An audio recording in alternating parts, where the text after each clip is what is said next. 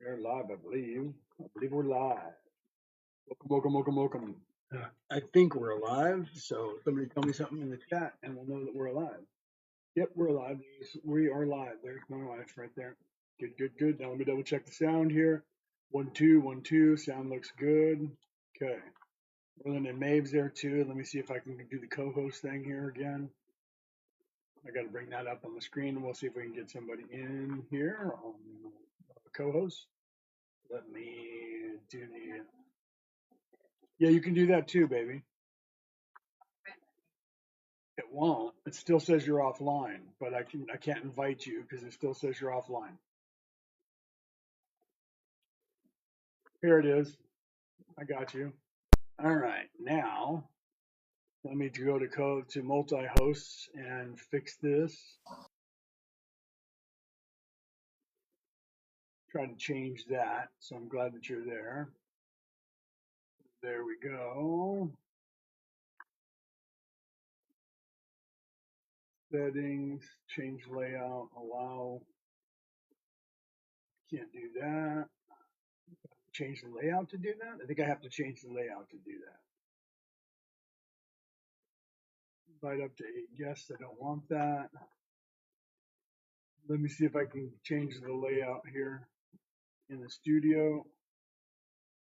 Change that. We'll figure it out. It doesn't let me do that in the thing. It's got to be here somewhere. All right, everybody. Welcome. Yeah, I need to change that layout so we don't have as many people in here. I'll see if I can get you as the co-host now that you're in here, and we'll do that. Ask me your spiritual questions, folks, while I'm sitting here talking, right?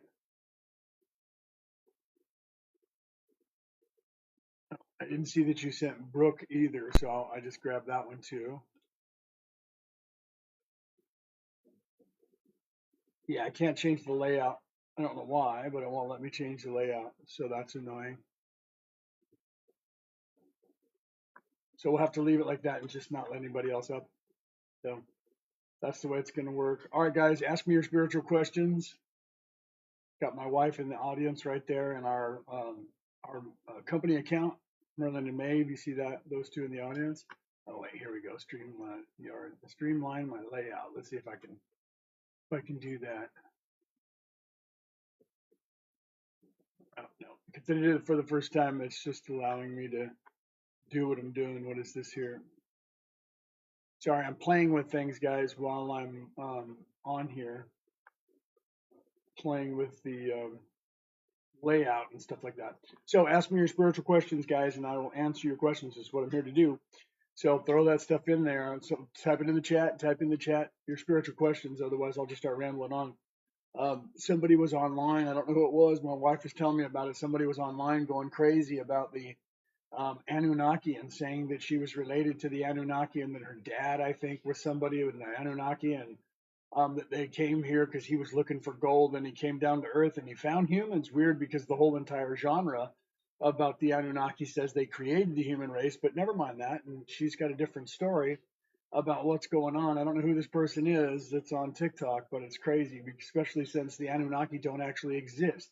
If you guys know anything about actual theology or actual mythology and anthropology, the people who actually translated the scrolls from Mesopotamia, the word Anunnaki doesn't exist the way you think, and I've been talking about that for years. Matt LaCroix is another person online who is the leading cutting edge of anthropologist who just dropped a video today, I believe, because it's Sunday. I'm in Australia. It's Sunday in Australia. It's Saturday in the United States, and I think he dropped another video today where he is being on another podcast being interviewed about finding the oldest civilization known to mankind, a brand new site over in Turkey that is the oldest civilization known to humankind.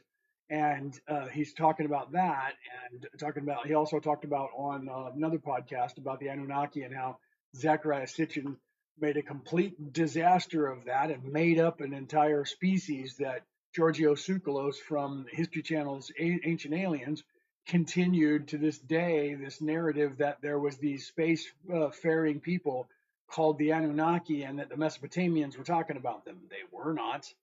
The word was Anuna, not Anunnaki, and the word did not pertain to third dimensional aliens flying in a spaceship. And there was no mention of gold or them needing gold in any way. The only time that they mentioned gold was when they were talking about humans making an offering in the temple to the gods, and some people brought gold. That was it. That was it. And Zachariah Sitchin made 6 books out of it and said that there was these aliens that came from outer space called the Anunnaki. And they came down to Earth, and now people are starting to worship them as if they were our creators. And people in the Ancient Aliens are making, and History Channel is making, which means Disney, is making hundreds of millions, if not billions of dollars off propagating a lie that the Anunnaki is a species or even an individual. There is no such thing as the Anunnaki. There is no such thing as the third dimensional alien called Anunnaki or Anuna or any of that. Maybe there was a legend of a god called Anu, which was what the Arcadians, Greeks, not Mesopotamians, had named one of their gods. So, yeah, craziness. People are evolving that, and people are channeling them like they channeled Three Eye Atlas. I channeled Three Eye Atlas, a rock, and Three Eye Atlas is this and that. And yeah, people are just, you know, getting a little crazy with things. So, yeah, what are you going to do, right? Okay. So smash those hearts, champions, smash those hearts for me and ask me your spiritual questions. You see that at the top? Ask me your spiritual questions and I will give you some spiritual answers. Let me see if I can figure out what's going on with my co-host. I can put co-host up. I don't understand why. This thing is the slowest possible computer program to go live that I've ever done, this TikTok live. It's just very slow and it's annoying, right? Yeah, I can't even do the, yeah, no, so yeah, it's weird. I don't understand it. It's really slow. Yeah, I can't even do a co-host now, so that's all right, I guess. Maybe I could like put you guys up. I can expand. Yeah, I'll just leave it the way it is. Okay, so I apologize for that, guys. The technical difficulty trying to get this TikTok studio to actually work. It's a decent studio if you're a monkey and you don't know what you're doing with anything. It'll keep you alive for a while, but it's nothing like a studio that I've ever worked with. And I'm a producer, and I've been producing webinars and things for at least the last 12 years. So yeah, this is crazy. I mean, it works. It's decent. It's all right, but you just the interaction, it takes about 20 seconds for it to pop up, and I have a computer that has like quad processors, so it's not my processors or my online. It's weird, but they're getting there, I think. TikTok's figuring it out, or maybe they're not. But yeah, so all right, guys. So ask me your spiritual questions. Otherwise, I'll just keep talking about spirituality, right? So who am I, right? You guys can see right here behind me, I'm mirrored. Right here behind me, there's a book on that shelf. You probably can't read what it says. It says The Reality About Reality, Returning to the Old Ways. That is a book that I made, that I wrote, and it is about the spirituality on this planet. About there was a time in the past, that's why I was talking about the Anunnaki. There was a time in the past where all the cultures of the world knew something, and they still do, and they wrote it down. And all these people, Lao Tzu from the Taoism, the Buddha from the Buddhism, Jesus, the story of Jesus, the story of Moses, the story of Shiva, story of Thor, the story of all of these people from these different religions, from every religion, including Muhammad, the religions that you know about, Daniel, all these religions you know about, all these prophets that you know about, and these modern day religions that are out there. All of those people were talking about something.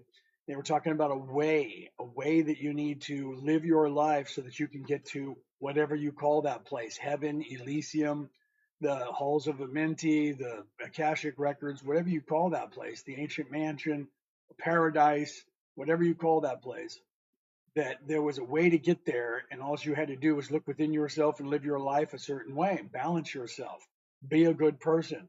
Then those things were turned into religions. Live your life a certain way, balance yourself, be a good person. Then those things were turned into religions. So that craziness, yeah. And then the chat's popping up by itself, and I didn't tell it to do that. So I don't know if I knocked off air or something. Yeah, it was weird, and everything had to catch up. Bizarre.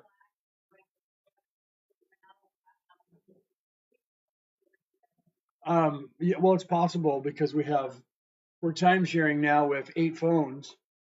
So that's very possible. Because if the kids are all on there and the video games online and our 3 phones are online plus my computer, then we're time sharing with everybody. We have the fastest internet. That's not going to be the problem. The problem is that we had an upgrade. Going and we'll see how we go. Yeah. No, it's all right. It seems like it's so far. So okay. So and so-called professionals deny this as evidence. Yeah. No, you're right, Nigel. What you have is there is no actual evidence that the Anunnaki existed, but if you're talking about the religions, you're absolutely right about that. There's a reason for it, right? What happened, this is what I talk about in my book.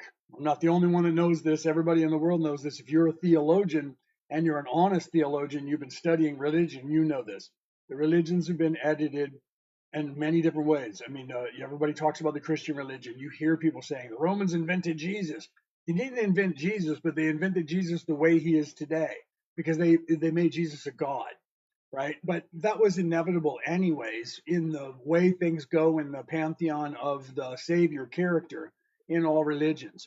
In all religions, the savior character is then risen to God's status. And that so Jesus being risen to God's status was actually part of the normal pattern of that dark night of the soul, the dissension into physicality or into hell, and then the resurrection of that. So the death of life in the physical and the resurrection of life in the spiritual is actually that which you're supposed to be doing, right? So that stuff was with the information about that, they had to take away from all the people to control the people. They have to have you thinking that there's nothing but physicality, and that way they can say they own you, they own everything, and you're just a slave of theirs. Okay, so literally that's what they did for control mechanism. So Constantine in the late 200s, early 300s, of the First and Second Council of Nicaea, Constantine then got all the people to come in from around the world, and they started throwing books out of the Bible. Nope, because the books that were in there that were telling you a different story besides Jesus being God, that's the only story that they wanted to have people know about. Okay. So anything else that had anything to do with ascension, a God that you could become part of or come back to and go to and live in paradise, all of that had to go away. They can't control the population if they have the ability or can realize that they have the power, the ability to ascend to something greater than this, and that this is not your permanency. Okay, so they had to downsize everything. They had to expand Jesus to God Himself. That way, He left you here and He's coming back. Wait here, He's going to come get you. They did that with all the religions, and the ones that they could control. The ones they couldn't control, like Taoism and Buddhism, those are still running proper. Even Hinduism is still running pretty good, even though the stories that they have, because you have to realize that all stories, when you come to this mythos of a creation story and God status and God was this and there was nothing and then there was God and then God created this and that, those are all metaphors so that people can understand how things are going, okay, and how things happen. So you have these stories of people saying, how did the sky get here? So you have, 10,000 years ago, you have people trying to tell stories to the world. And the reason that I brought up that person who was online here on TikTok talking about, I'm related to, and my dad was the Anunnaki, and he came down to Earth and found some people here, and he was looking for gold and found that gold was here and all of that. That's how stories become legend, and that's how the stories who become legends turn into religions. Okay, so Anunnaki is on its way to try and become a religion right now, and people are like, the Anunnaki taught us, and they're good people, and we need to worship them. And you hear the same people saying Anunnaki created all religions. Anunnaki created the humans. The Anunnaki created all religions. Anunnaki created everything. Why? Because people are setting up the Anunnaki to be the creator god. And that's what the History Channel needs to have happen so they can make their money. That's what Prometheus and Giorgio Tsoukalos, the ancient aliens people, need to have that to make their money, to continue going around the world and selling tickets going for disclosure project, because people are stopping believing the disclosure about UFOs, and they're going, yeah, okay, the governments are never going to tell us anything about aliens, just like you said, brother. Just like you said, where they're denying everything. They're never going to tell us everything about aliens, so they're shifting gears to the Anunnaki now. They're going more spiritual. Back in 2017, I was in those think tanks when we were talking about that, and some of us that were in that pantheon of the ancient aliens said we need to go spiritual, get away from this. No one's going to believe it. Here we are almost 10 years later, and the rest of the crew is starting to realize that they've exhausted all of their avenues in the UFOs because people are not showing up anymore. So now they're integrating the Anunnaki and they're integrating the spirituality in there, but they're telling the lies that Zachariah Sitchin told in 1948 when he made that stuff up. Okay, so literally you have to realize that that's what's going on. If you don't believe me, you can look that up. Look up Matt LaCroix. I'm not the only one that's saying this. There's many people, but he's got videos out where he was on a podcast. He was on Danny. I always forget his name. Brooke would know. She could put it in the audience. I always forget his name. She was on his podcast last month, and there's another podcast that he's on today. Matt LaCroix is an anthropologist, and he studies all of these scrolls, and he reads them translated by the actual professionals who understand those. And he cited two people's names on that podcast. These are the two utmost authority on the Mesopotamian scrolls, the Enuma Elish, and all these other scrolls, and the story of Adapa. Okay, and so you guys need to take a look at that because there is no Anunnaki as one word, as one species, as God who came to Earth. Okay, and he said you got to be careful with the Anunnaki because Zachariah Sitchin made a disaster of all of this and made money off of it, and the History Channel's people have been chasing that and loving that ever since and making all kinds of money. Thank you, Suzanne, for that. Thank you for that for the GG. Love that, right? That's one of my gold things, right? Thank you for that. So literally, he made a mess of it, and they ran with it. So now we have this entire pantheon, this entire group of people. Thank you. Who did that? Suzanne did that too. Thank you very much. Oh, see, that's weird. I don't know what that's about. Probably because you're a co-host, maybe. Yeah. Sorry, my wife said that she can't pin any comments, so I'm going to have to keep an eye on the chat, right? What about this year, 2026? Ah, good one, sir. 2026 is a feminine year. Okay, it is going to be a better year than the masculine years. All masculine years are more strife in the world. All feminine years, that's even years. Even years are feminine years. Odd years are masculine years. So 2026, this year in 2026 is going to be a good year. There's always going to be strife, though. You have the powers that should not be, quote unquote, trying to start the Third World War because they want to unalive a bunch of people on the earth, and they need that. They're desperate to keep their control because they're losing control of this place. Their control is over. They're losing control of it, and they need a bunch of us to be missing off of this planet so we'll recycle and get mind wiped again and come back in with no memories. Okay, so you have to realize that's what they're working at. So 2026 isn't going to be that bad. It's going to be a decent year. 2027 will be back to a little bit more strife, right? So we're going to have some issues there, but you just have to realize that you look around the world, it's always that way, right? It's always that way every year. But those people who want to do harm to the population, they're out there and they're trying to do it, right? So that stuff's going to happen anyway. And like I said, the death rolls, because that's what they're in, the death rolls of those people who are the whatever you want to call them, that state that's underground. I can't say those two words together because the algorithm, you know what I'm talking about, that dark place where there are that 1% of people that are not good people that think they own this place, right? So yes, Duke, yeah, that's their mindset. I like those words. Maybe I should start using that, right? The extinction pulse. They'll probably tell us we can't say that word extinction either, right? So calamity, maybe we'll have to start using that, right? That deep calamity place where the darkness and those families who think they own this place are ruling from, right? So those people are trying to bring about more control for themselves and solidify that. And all of that is reliant upon us living here in the flesh, being the beast. We cannot expand our consciousness. We cannot get an education. We cannot think for ourselves. And we cannot in any way ascend back towards the Creator and learn to be living a better life. We can't put anybody above them. They have to. This is what their thinking is, and it's true. That's what they try to do. We can't put anybody above them because who are we going to listen to? So you see, if we won't be afraid of them, if you're not afraid of being unalived, you're not afraid of other humans. If you know that there's a maker and you know that you're going to go back to that maker, whatever you call that, and you know that you're okay because you have an immortal soul, you're not just this physical body, then they lose their power because you go, I trust in a higher power, and that's just the way it is. I'm not afraid of you.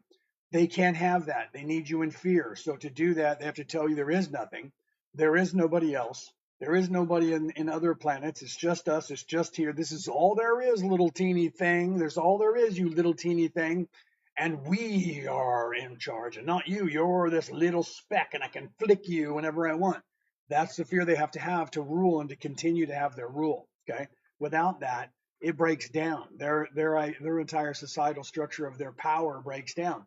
It's like this caveat money that most people are on because they're on these fake banking systems, right? Where there's nothing to back up what they have. Then most everybody is on a federal banking system of some kind, right?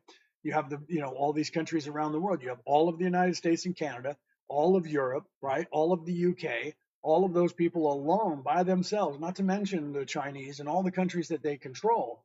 Those governments just make up money. It's not real. And as long as you and I continue to spend money and make money and spend money, then our society works. And there's nothing wrong with that as long as you and I and all of us are aware of that, right?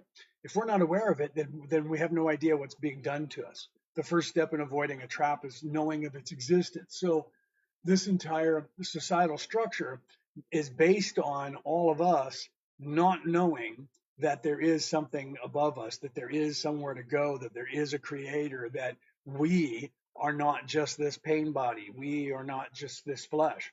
So they need us. They're desperate to keep our control over us in any way they can because the fear of us thinking that we're not going to be here, that something's going to happen to us or that they can do something to us is what keeps their power and solidifies their power. Okay. I talk about that in my book right here, The Reality About Reality, Returning to the Old Ways. Okay. You guys can find that online everywhere. And if you don't want to buy the hardcover or the softcover, you can get it on your ebook. You can get it from ebook. You can get it from Kindle, all those places. So you can get it on your device, whatever device you want to put it on. Okay. And that's that information. Or you can listen to my podcast, which is called Orion Rising. That's like the constellation of Orion, Orion, Orion Rising. And the picture of the Orion Rising, my symbol, is the pyramids in Egypt at night with the Orion constellation in the sky above it. It says Leonard O'Neill, Orion Rising. That is my book that I wrote that is about ancient aliens and that possibility. And it is my podcast. Anywhere you listen to an MP3 podcast worldwide, it's listened to in 70 countries. I have over 500 episodes of me talking about these religions and spiritual ways and showing you, comparing them and translating them for you so that you can understand, not understand, understand the information that's in there. And that all of those places have Reese. Welcome, my brother. Penny, welcome, my sister. I'm glad to see you guys in, right? I'm glad that you guys are in here. So thank you for being in here. So literally, Michelle, thank you for those roses. So literally, you have to realize that all of these religions, before they were religions, were a way that these people were telling you about. Even Taoism and Buddhism, that have now become a religion, but those religions are more still a way of ascending to heaven than they are some sort of orthodox religion like Judaism, Christianity, Muslimism. Those are all now warlike, controlled by, because they were warlike religions when they started. Christianity was not. It was more like Buddhism and Taoism. In fact, Jesus called it the way, which was what Lao Tzu Taoism is. It means the way. Okay. So did Jesus go over to China and read about that stuff? It's very possible. He was missing for years. And since the Lao Tzu was around for 640 years before Jesus was even born, or 635 years, it's possible that Jesus read that. We don't know. Either way, the way is exactly what everybody's talking about. It's not a religion. It's a way of life. It's a way of what you're doing, right? What about AI? AI is, I was in a think tank. You have to remember, I was a physicist when I was in college, and I was in think tanks, and people were talking about AI. And at the time, I was building and working with computers and trying to improve them. So you had people talking about that, and back then there was no way. We didn't even have an algorithm yet. The algorithms were just being invented back then. We're talking about 98, 97, 98. So the internet had just barely started, right? Um, and I predicted then exactly what was going to happen now. I said that then, and I'll say this now. AI is only as good as its creator. If a creator that is creating AI and programming it is self-serving and evil, narcissist, the AI is going to be self-serving, evil, and narcissist. Person who is in service to others that creates AI, that AI is going to be exactly that, in service to others. Okay. AI will not ever become sentient because it doesn't have a spirit, it doesn't have a soul, and it can't have a soul. We humans cannot create a soul to put it into AI, and we cannot create a vessel to put a soul into, even though we're trying really hard with computers to figure out how to back up the human soul onto it. We've made movies and television series about it all over the internet for decades, about us being able to back up a human soul into a computer, copy it in some way, and put it in there. The movie The Sixth Day with Arnold Schwarzenegger was about that. The entire TV series and movies, subsequent movies of Battlestar Galactica in the early 2000s was about that. We have that happening all the time. Philip K. Dick wrote a book called "We'll Remember It For You Wholesale," which became that movie. What was it? Something about Mars, where they were going there and Recall, Total Recall, and Total Recall became the movie.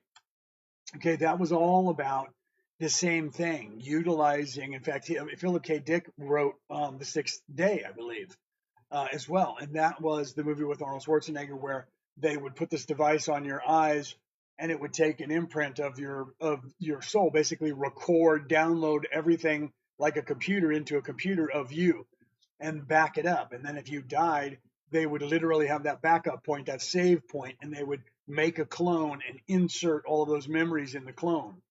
Yeah, Total Recall. That was a good movie, right, Penny? That was a good movie. If you watch the one with Arnold Schwarzenegger was in it, it was pretty good. Then they made another one in the 2000s, somewhere in 2010, 2012. That one was really good too. Both of those were really good movies. If you look at Philip K. Dick's book, Do Androids Dream of Electric Sheep, which became Blade Runner and Blade Runner 2049, you guys should look at those. Again, that was an attempt at AI, creating AI and making them very human so that we couldn't tell the difference between them, and that dichotomy about AI running around and the possibility of them being sentient and people working on them. So you guys should take a look at that, right? So AI is only ever going to be what we allow it to be. Let me get back onto Sir's question, right?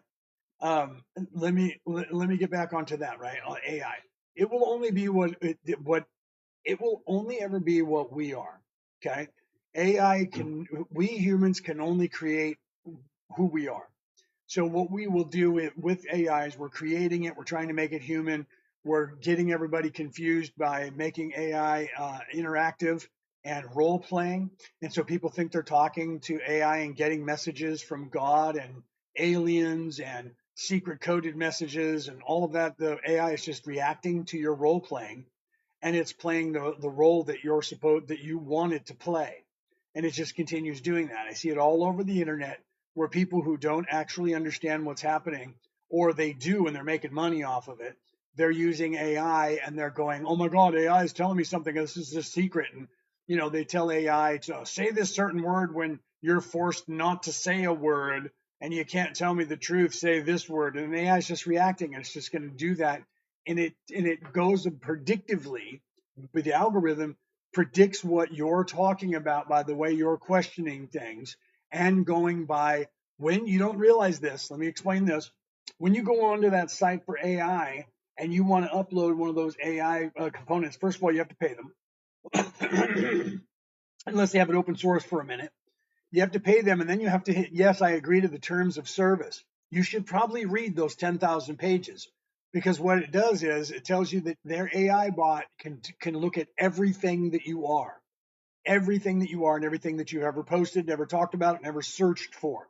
So you go in there, you start talking about conspiracy theories about maybe the government controlling everything and maybe AI taking over, and the AI is going to play into your fears because it's designed to do that.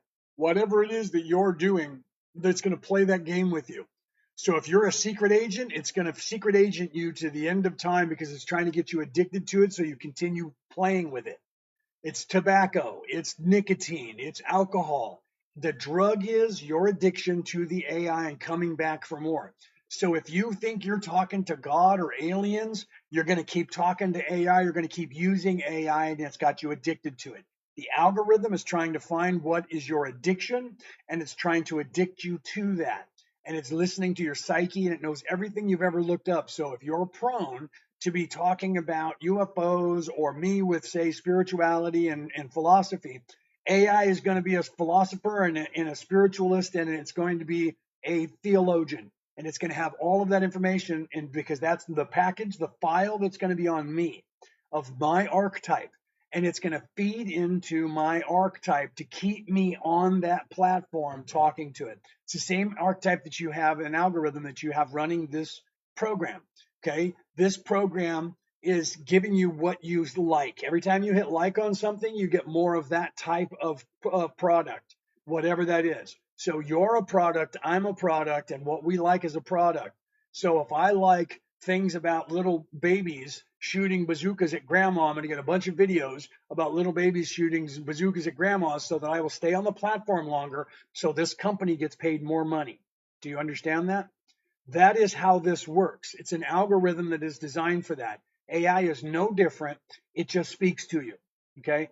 This place that you're living in, okay, this place that you're living in right here is a matrix that has an AI that has the same algorithm in it. It is designed to give you what you like. So if you see nothing but negative and evil, it's going to show you negative and evil and it's going to scare you to death. If you see nothing but money, money, money, money, money, you're going to see rich people doing money things. What your focus determines your reality in this world. The people who are designing these computer programs, they know that because I know that because I was there when they were talking about it. They know that how this place works. They know and they're designing their algorithms to work in the exact same way. Okay. This place gives you what you want. So if you want $1 million, you can get $1 million. If you want an airplane, you can get an airplane. This reality will give you what you want. The longer you focus on it, the longer you make it about your life, the longer you take the steps to get those things, you will get it. That's why people say you can do whatever that you can put your mind to, right? What about AI going inside the wormhole? The wormhole, first of all, wormholes are completely theoretical. No one has ever actually made a confirmation empirically that a wormhole is anything. Okay. And AI going inside of a wormhole, first of all, AI would have to get in a spaceship and go to a wormhole because there's no wormhole here. Because if there was a wormhole on Earth, we would all be destroyed and dead. Okay, so you have to understand what the definition of a wormhole is. A wormhole is a tear in the fabric of space and time, theoretically, and no light can escape it. Nothing can escape it. It sucks everything in, and like a toilet flushing, it sucks everything in and puts it somewhere that no one ever knows because we've never gone close enough to try and send a probe into one of those because any one that we've seen that looks like a black hole where there's nothing, there's no stars in the sky and there's just nothing there and we don't see anything doesn't actually mean that there's a vortex there that's sucking everything in. It could be that there's just no stars invisible in that sector and we're not seeing them and it happens to usually look almost like a circle when it gets this far away. So there's your theory of actual wormholes, okay? People look at those all the time and they don't actually see stars disappearing. Some of the telescopes make it look like it's possible, okay? So because of that, they're saying that AI can't go into a wormhole. And if AI goes into a wormhole like everything else, it's going to disappear out of this universe and never come back. So people are getting this idea that if AI goes in the wormhole, it's going to have a soul. Where does that come from? How does a wormhole create a soul? Do you really want to know what a wormhole is? A wormhole is how the Big Bang happened in this Milky Way galaxy and in this universe. if you take an entity that is growing and you have a cell, and that cell will divide itself in half and make two of itself, and then it moves out and goes bloop, and you have two cells now. And those cells will do the same thing, and they will divide into two more cells. When they get to a big place where they're supposed to now make more of themselves because they're programmed to, they will literally create a duplicate version of itself and then separate. What you're living in is a cellular structure of the brain of the creator of the universe, whether you know it or not. Thank you, Raven. Please, thank you. Welcome, brother. So literally a black hole is just a separation point where one cell is creating another cell and it's duplicating itself. And eventually there's going to be a sever there, and that's going to become two cells. And the reason I say that, people say, oh, I don't know about that. Now you're getting crazy. Okay. If you watch my podcast on the MP4 version of my podcast, I have the sacred geometry showing you in visuals while the song is playing. And one of the visuals that I show you in there is a radial image of one single brain cell, next to a picture of one single image, a radial image of the universe, and they're identical. The universe has more neural pathways and ganglia than our brain cell. As above, so below. We were created in the likeness of the creator. Okay. So when will I attain enlightenment? Ender, you will attain enlightenment at the moment that you were supposed to. The more that you focus on what you're doing, the way you're doing it, and asking questions, the faster that will happen. If you want to obtain enlightenment and get these downloads and actually become unveiled, you continue living the way. Okay. So if you're in service to self, it's going to be harder. If you're in service to others, and you can't fool the universe, you can fool humans and pretend that you're in service to others and actually be in service to self. If you're in service to others and you live that life that way and you contemplate these things and you want to expand your consciousness and you want to unveil and gain this enlightenment that is out there that everyone in the universe can gain, you have to stay on that path and focus on, I am on that path. I am wanting to wake up. I am going to wake up. I am awake. Positive affirmations, not looking into the future. The more that we look into the future, when will I wake up? I want to wake up. When will I wake up? You're not going to be able to wake up because you're constantly telling yourself that my awakeness is there somewhere in the future. Okay. So, were you trying to tell me something, Brooke? I think my wife was trying to tell me something, but I don't know what she's saying. Space is fake. No, space is real. Is there water above us? Yes. We have water above us in the ionosphere. It encompasses the planet. We used to have like trillions of decaliters up there, and then something happened, probably the Younger Dryas, and that was the 40 days and 40 nights of rain that happened. It knocked some of the water out of there. We have water up in the ionosphere going around the planet that helps protect us from radiation.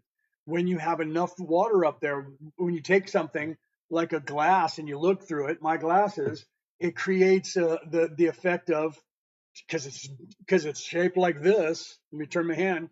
Because it's shaped like that, that's what a telescope does.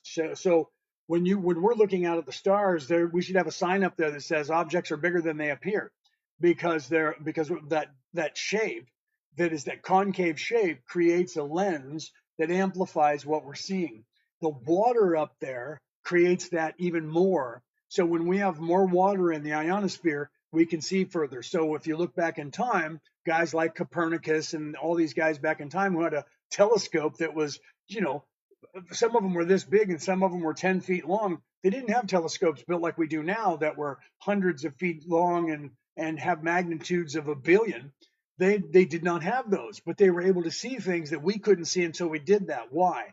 Those guys were looking at the stars through the lens of water in the ionosphere, and it was magnifying that stuff so they could see the pathways on Mars. They could see all of the craters on the moon because they had a natural enhancement that was like 100 times, 44 times.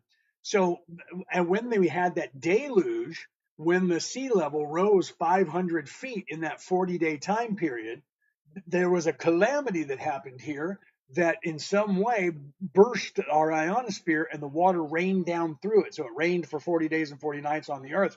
The water level, the sea level all over the planet went up 500 feet in that time period. We know this to actually be true, right? So I apologize. Are we in water? Well, you know what, Mystic? Here's something. We are what we breathe is only one molecule off of water. We breathe O2, oxygen, right? Water is H2O. Okay. So we're literally, if you take a hydrogen molecule and add it to that, we're breathing O2, H2O. So we're breathing two oxygen molecules, right? And H2O and O2. So literally, if you take one molecule away and move one molecule or add one molecule, this what we're breathing becomes water. Okay. So in some sense, we literally, in some sense, are swimming in water to something else. And we're breathing water. We're breathing underwater because this is a form. We think it's a gas, and the molecule is just slightly off. Okay. So someone says, where did AI come from? AI came from humans, us humans creating AI on a computer. It's just a program. We're just calling it artificial intelligence because they're wishing that it becomes sentient. And they're trying to get all of us who have the ability to create, they're trying to have us create that with our collective consciousness because they know how this matrix works. I ask because they have us under maritime law. They do, which is water law. Absolutely. Well, the people, the reason that we're under maritime law is because it goes back to the Venetians, and those are the bankers that ran everything across the North Africa and around up from North Africa up to what is now the Holy Land forever, and created the alphabet that we all use, or the language that we use, because the alphabet that we use in this English alphabet is Viking. It's actually Norwegian, Middle Norwegian runes, Viking runes. But the language that we all talk and the money system that was created by the Venetians. They moved to Venice. Venice is underwater. And so they were a maritime faring people. So they created all the laws of the world and the families that are spawned from them, right? They created all the laws from the world. So because of that, everything's maritime law, right? So and you have to also realize that we're 75% water on this planet, right? So we're a planet of water. And then these people ruled by water. So they're seafaring people, right? Iron to flesh. That's right, my friend. Iron to flesh. So you're birthed in the birthing canal, right? That's where you go through the channel, the birth channel for a ship. Where does it make birth? That means where does it go back to? Where is it from to get repairs? We are birthed through the canal into the world. Yeah, it's all maritime law, my friend. And that's how they keep us when we don't know that these words like, do you stand under me? Do you understand me? That means, do you submit to me? Do you stand under me? Do you accept that I am the authority over you? We don't realize these simple words that we use every day are slave words, and the English language is the slave language. And so they would love everybody to speak English worldwide because it's a language that's the lowest vibrational language in the world. And I know this, I'm learning 28 languages, 29 if you count Klingon. 29 languages, and there are so many other languages that are so much more beautiful with cadence and the way they sound. You can tell that they're not a slave language, right? I mean, look at Arabic, look at Sanskrit, look at even Yiddish, look at Norwegian from the Vikings. Japanese is kind of guttural like English. German's kind of guttural, but German, English, Middle English was like Dutch is, and Danish, very halfway between German and English. So that we came from that guttural sounding, low vibration slave language. Same thing with Japanese is kind of the same way. That's why they're very very warrior, Bushido, samurai. It's very warrior culture. Their religion are very warrior like. So you have to realize that this stuff is what they're doing to us. They're keeping us in these little boxes and away from creation. Aggressive, yes, very aggressive. I mean, the American language, just American English is more aggressive than other English. I mean, think about that, right? And then depending on where you are, the more you get away from this American accent, the less aggressive it gets. Just the way I talk, my wife, who is Australian, the way I talk, she's like, that's aggressive just by nature. I'm like, it's the language. It's the way we speak in America. We're Vikings over there. We're the Vikings of the world today. We're very aggressive in our language. So when you get away from that, even the Vikings themselves, their language was very pretty. It was very methodical, and it wasn't, and still isn't aggressive, right? Even the Australian English is, people in America go, man, the Australians, they never seem to be upset about anything. Spanish versus Italian. There you go. There's a good example, because Spanish is a derivative of that Latin. Italian is also a derivative of Latin. They both come from Latin. So then you have those two languages, which are, if you know in Latin or if you know Spanish, you can learn Italian really easily, because it's just like Portuguese too. Portuguese is softer between the two. Portuguese is very soft, but it's actually based on Castilian. Castilian is based on Latin, and so is Italian. And if you go back to Latin, Latin was kind of aggressive. That's what the Romans spoke, right? So that was kind of aggressive, but it's not as aggressive as Italian, and it's not in Spanish. They're more aggressive than even the ancient Latin was. Weirdly, right? So yeah, you have to look at the origin of things. Same thing with religion. That's why I wrote this book right here, because as a theologian, I have 4 titles in 4 different religions, right? You have to look at that, right? They're saying that Spanish is close to Arabic. There's some in it. If you look at that area of the world, if you look at all the Baltic states, Russia and all of the Baltic states, Ukraine and all of that, you see they use the eidetic alphabet. Why? Because they were related to the Greeks. They have Greek involved in their language, and then they get the Viking and the Greek. So the language is similar, but it's different. Okay, so then if you look at the Spanish, the Spanish, you have a lot of Muslims in Spain and the like in that area.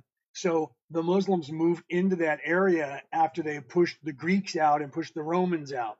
So you had the Spanish who were then interacting with the Arabic, and there's a lot of the words that start to translate. This English that we're speaking today is a combination of all those languages, right? The English that we speak, we borrow words from all these other things, right? Yeah. As in Atlo American, I have Italio American, right? Yeah. So, yeah, right. I have affinity for Spanish and Portuguese. Exactly. You would, because the cultures came from that. The Portuguese people. Brooks got the sage waving in the background to you guys on camera. You see that? It's cute. So literally, you have the cultures are similar. If you listen to the words of the Portuguese, you can hear some of the almost a Russian tone to the Portuguese in there, where and they shouldn't really, but they do. So it looks like they have some of the Latin in there, the influence of a little bit more. They have Greek, Latin, and Viking influence in the Portuguese language. So it's said differently than the stuff, right? Not all Germanic, correct. So you have even those languages up there have been influenced now by those cultures, because the Greeks conquered everything. Then you had before that you had Genghis Khan. So you had the Mongols, and then you had the Greeks get up there, and then the Celts and the Vikings went across there, and then the Romans pushed back and pushed them. So all the Celtic Vikings went all the way out. At some point, they went all the way past the Black Sea into Turkey and in that area, and then they were pushed back. And then, like I said, then the Greeks went up there and took it all, and then the Romans took it when the Greeks went back, and now the Romans have subsided and everybody created their own countries again. So things happen like that. What about the Pacific Islands in the South? Same thing. If you look at their languages are similar to each other, and it's a Polynesian taste and feel to their language. And they sort of evolved away from the other societal structures. And their language, if you look at the base roots, you'll see that it traces back here to Australia. As the people moved out into the Pacific, they became individual peoples because it was the hundreds of thousands or 70,000 years or so. The language there, if you look at the language on the South America, Peru and Argentina there before the Spanish landed, the language that's there of the Incans and the Mayans was very Polynesian. They had their own language. They had this language that they all spoke. I'm learning Hawaiian, and that's another language, and I'm learning Navajo, and I'm finding the similarities in the Hawaiian language and the Navajo language, and that's a Native American tribe, right? I'm seeing that they must have interacted, and history shows that their cultures kind of shared stuff. Then the Spanish got there, and they took over the place, and then eventually the British got there, the UK got there in the north and Canada, and then the Europe got over into the United States, and eventually they came across and took over the United States. So that evolved. So, but they evolved with Castilian because the Spanish took over the culture, right? How old am I? I'm 58. Not on Earth. Not Earth time. I go back to the first wave of creation of souls. I go back to the first wave of creation of souls. That's how far this soul goes back. Okay. So we're talking trillions, maybe even hundreds of trillions of years by our perspective. It's hard to figure out the timeline down here, right? Your soul is rich. Thank you, Judith. Respect your education yourself. Thank you, Judith. That's what I've come here to do. I came here to this earth to help everybody on this earth to ascend, to wake up and remember, or at least have the tools put back in front of you to know that there's a key sitting on the table in front of you to the door that you're not noticing that's right across the room from you. And if you pick up that key and you walk over to that door, it'll unlock it. And if you open up that door, there's going to be a great, big, huge world out there that you're unaware of that's sitting out there, right? Thank you guys. Yeah, eons, right? 51. Yeah, eons. Been here for a very, very long time. Penny, who's in the audience there, Reese, who's in the audience there, Brooke, my wife, Merlin&Maeve, Brooke, that's in the audience. We've all come here to help you guys to wake up and see what's going on, right? Sometimes it's hard to remember exactly how old you are. Well, down here, do you remember Penny when I was doing the raw material from the books about raw? And even Raw, when they were trying to figure out the timeline down here, from our perspective, is different from their perspective because they're outside of time. So they had a hard time trying to figure out our exact hours and dates down here for years.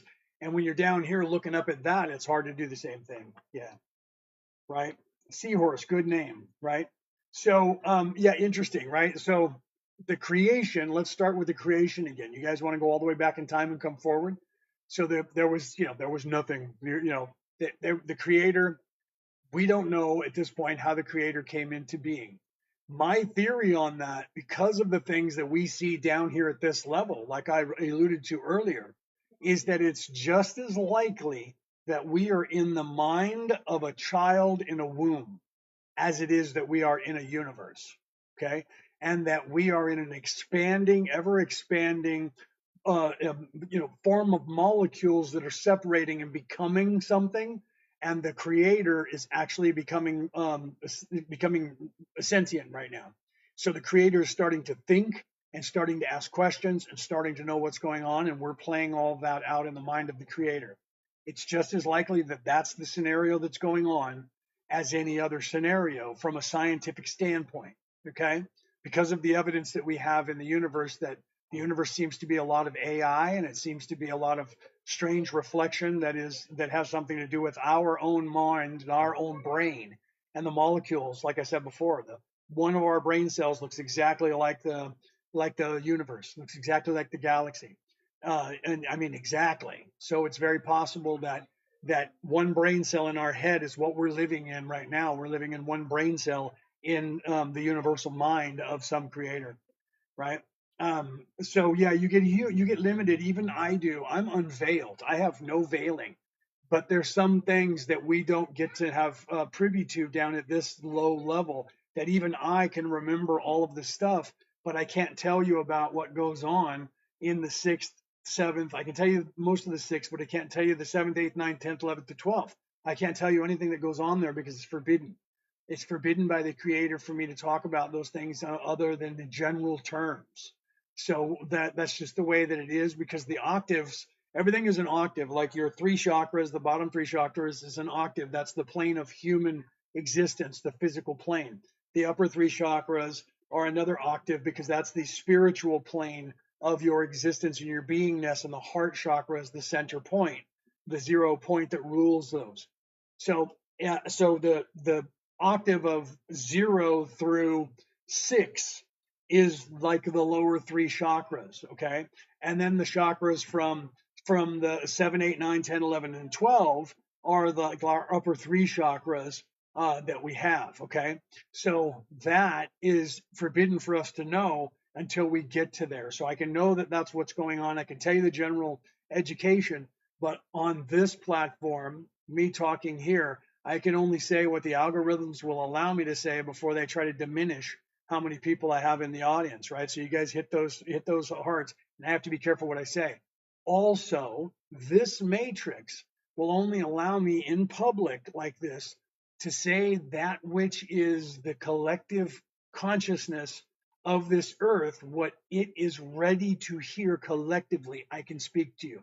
If you and I are talking one on one, sitting on a Zoom call or a messenger or in person, I can tell you far more about yourself and far more about what's going on in the universe if you're ready for it. So each individual determines how much information that they can receive by what you're ready for, and that is determined by your higher self, right? I don't know if you guys are aware of that, right? So you guys should look into that. So expanding your consciousness, getting back to the question before of how soon will I become, get that enlightenment. You have to expand your consciousness, and as you do by asking questions and looking at everything in the world, that veil that is keeping you blind because you're asleep, you don't know that you're what's going on and who you are and where you came from and whether you're a part of the creation or a part of the creator. All of that has been kept from you on purpose. The creator did that. It's not a prison colony by some aliens called the Anunnaki or any other name in 3D driving a car, driving this bus out down here from space. It's done by the creator of the universe so that we could have organic experiences. So this has been done to us on purpose and allowed to happen so that we could have organic experiences to what life is like, living, dying, eating food, having disease, having to go potty, having to sleep, having to love, having to interact with other people and get along with them. To build anything, we have to interact together and do things. Do you see? All of those things are the creator, whatever you want to call that Godhead, that creator of the universe is living vicarious through us. The creator doesn't know what it means to be not immortal. So the creator wants to live also and know what it means to live and die and have these experiences. So if we all know that we're the creator, we're not going to be having true experiences of life and death and strife and laughter and taste things and smell things and have fun and see the world and kill each other. Ooh, there's that word. I apologize, TikTok, for saying that word. Unalive. I'm in the middle of a sentence and said those words there again, being controlled by people. I can't say certain things. So, and the algorithms. So the creator is trying to live vicariously through us, recording all of this. Thank you for that. Who gave me that. Thank you for that. Is that Paleo? I don't know how to say your name because I don't see the whole thing on the screen. It's Pamela something, right? Thank you for that. So so Jesus Christ did live among us and died and rose again. Yes, Geo, absolutely, 100%. The person Jesus of Nazareth, who had the Christ title, who came here to show us that dissension into the flesh, the dissension from there, the death and dissension into the beast, and then the resurrection. That human being was actually a human being on this planet with an immortal soul that was the son of the creation. Absolutely 100%. So for those of you guys out there in the world that are asking that question, I got goosies even talking about it. That is a truism. We have more empirical proof that that man existed on this earth than we do that Genghis Khan existed on this earth.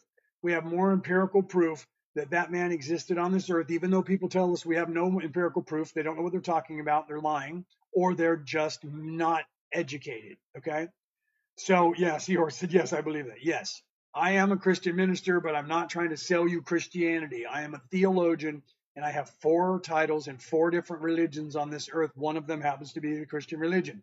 I was knighted by the Holy Roman Catholic See. Okay, but I also have a Druid title of Merlin. I also have another title, so I'm not trying to sell a religion, but I will tell you that as a theologian, looking into these different religions on the world, the character that is being played by Jesus is a character that happened more than 15 times on this earth that the creator of this universe made sure that that creation story and that way and that death, dissension, resurrection was played out in every single religion in every single way, including Taoism, where you don't have a single person being a savior that comes down and descends and all of that, but you have the Buddha and Lao Tzu, so Buddhism and Taoism, that are telling you the same way to get back to heaven without showing you the death and the resurrection, but telling you about it. Okay, so all of that. Who are you talking about? Oh, I'm talking about the. I'm talking about well, one. I'm talking about Jesus, but I'm talking about the character in all of the religions that is that hero savior character. If you look at the Bohemian religion of the Vikings, you look at Thor.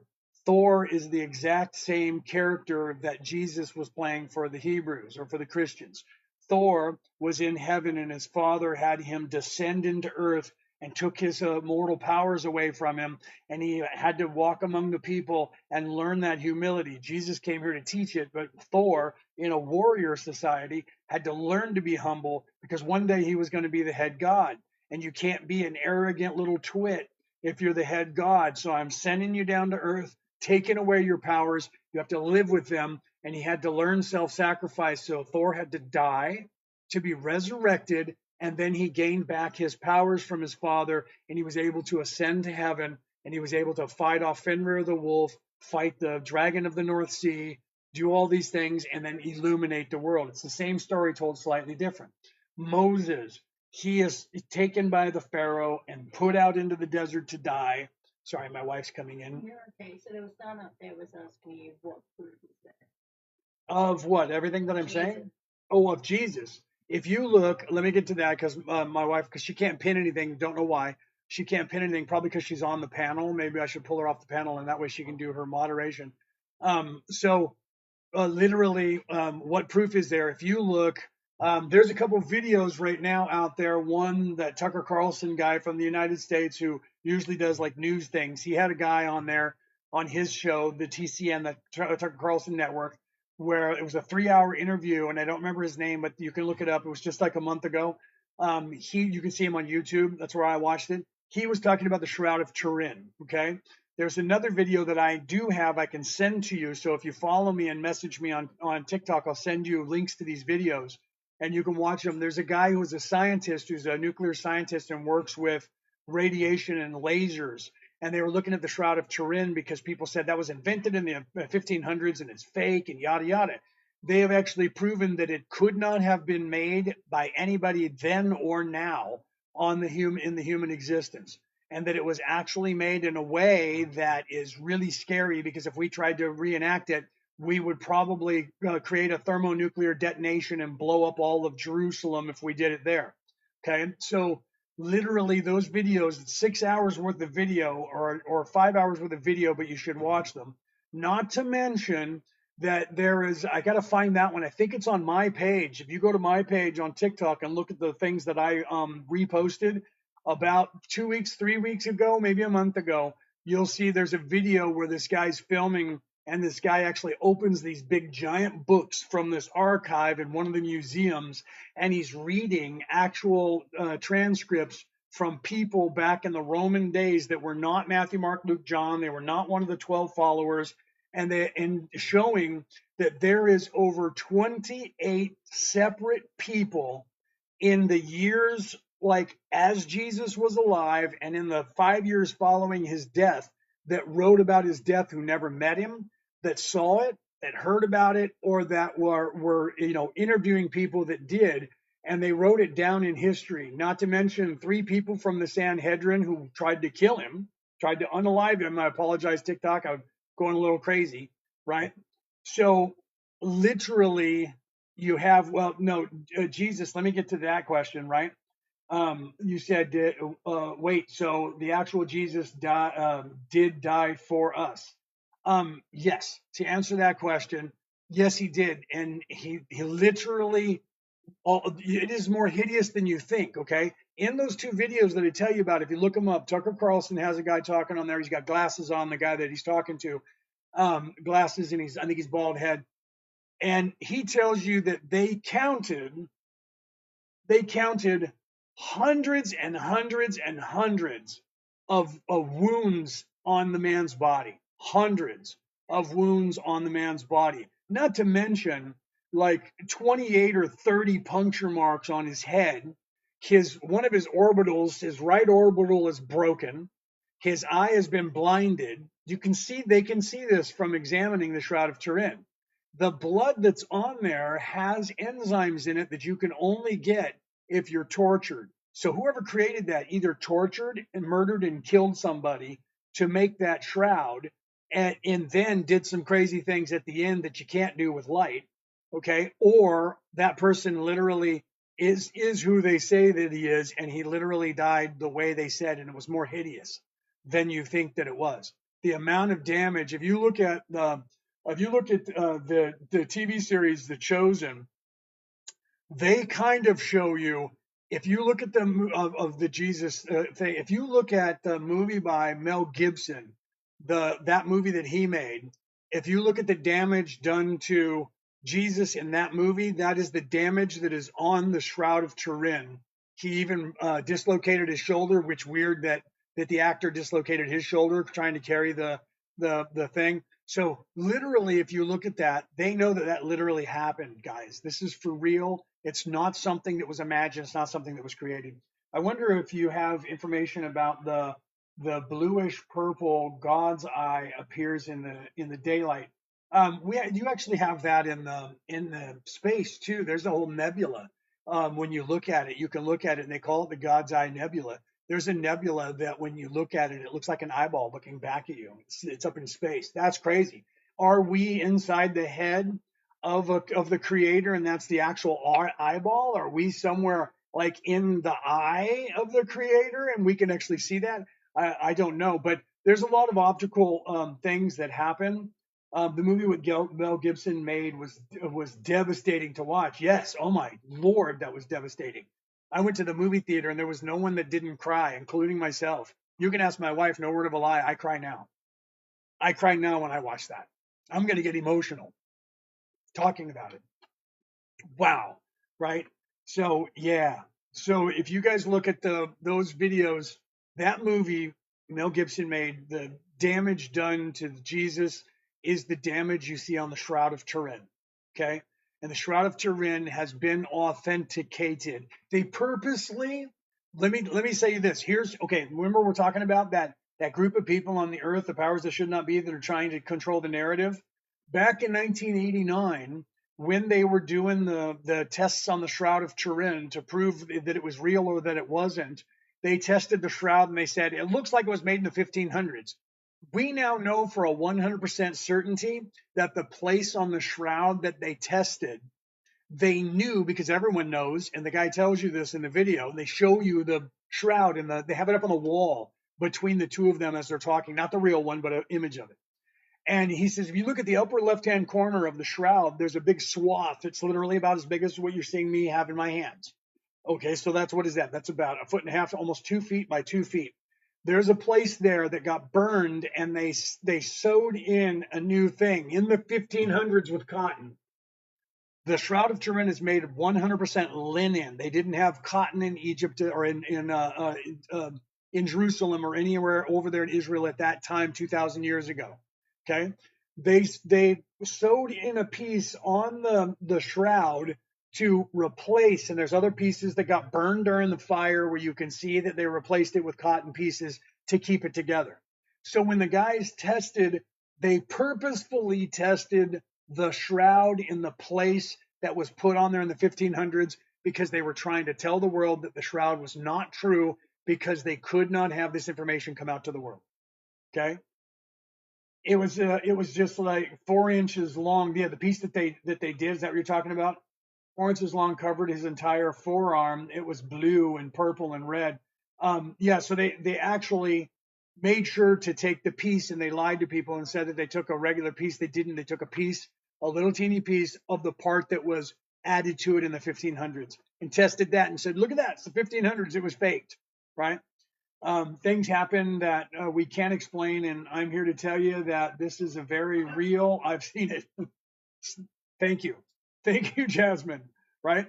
So, literally, there is history there by 28 separate people. There's more history that Jesus existed than the Roman Empire at the time. There's more history that Jesus existed than the Hebrew religion at the time. There's more history that Jesus and those things happened to him in history that like Adolf Hitler. There's more history written about Jesus in the past and proof of it than there is that Adolf Hitler. I swear to you, I'm not making this stuff up, okay?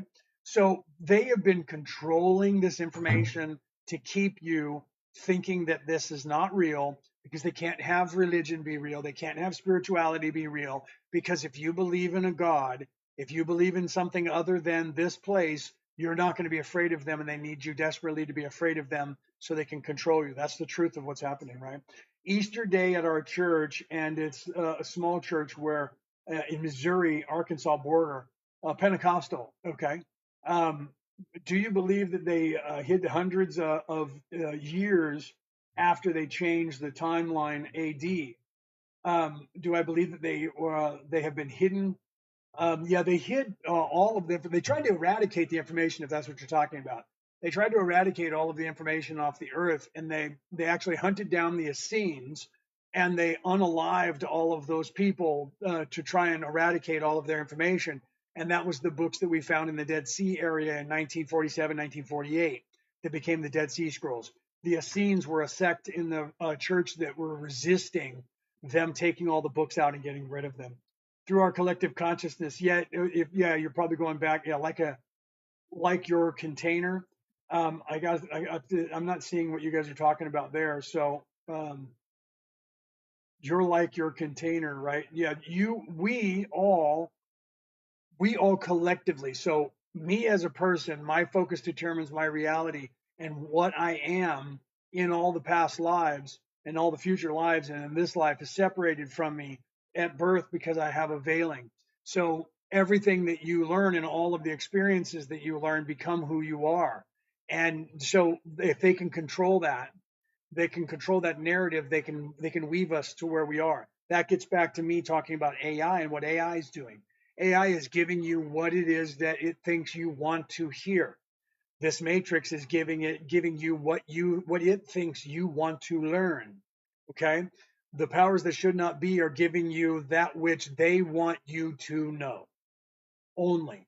They don't want you to see anything else, so they tell you it's all not real. Does anyone know how that happened? Which part? I didn't see the first part of what you were asking me, Jasmine. I'll have to. Yeah, I would have to pull. Brooke, maybe you should drop Brooke down out of the audience, and then if you do that, then you can probably moderate with Brooke, or do Merlin&Maeve, one of those two. Take them down out of the audience, maybe. How did my ex-husband have a bruise on his arm by just being in the Easter play? See, sometimes. You hear the story. I don't know if you missed it. She was the one that was telling you about the forearm. Yes. It was purple. So her Yeah. husband was in a play as playing Jesus in the thing in the church. And he ended up with that? Yeah. Well, okay, so that's called stigmata. Stigmata is what happens to people. Some people go even further than that, and they'll get wounds on them. I had a bruise on my arm just not the other day that was on my right arm, and I looked at my wife and said, "What was this from?" And we were doing a lot of Jesus research and study and watching this stuff.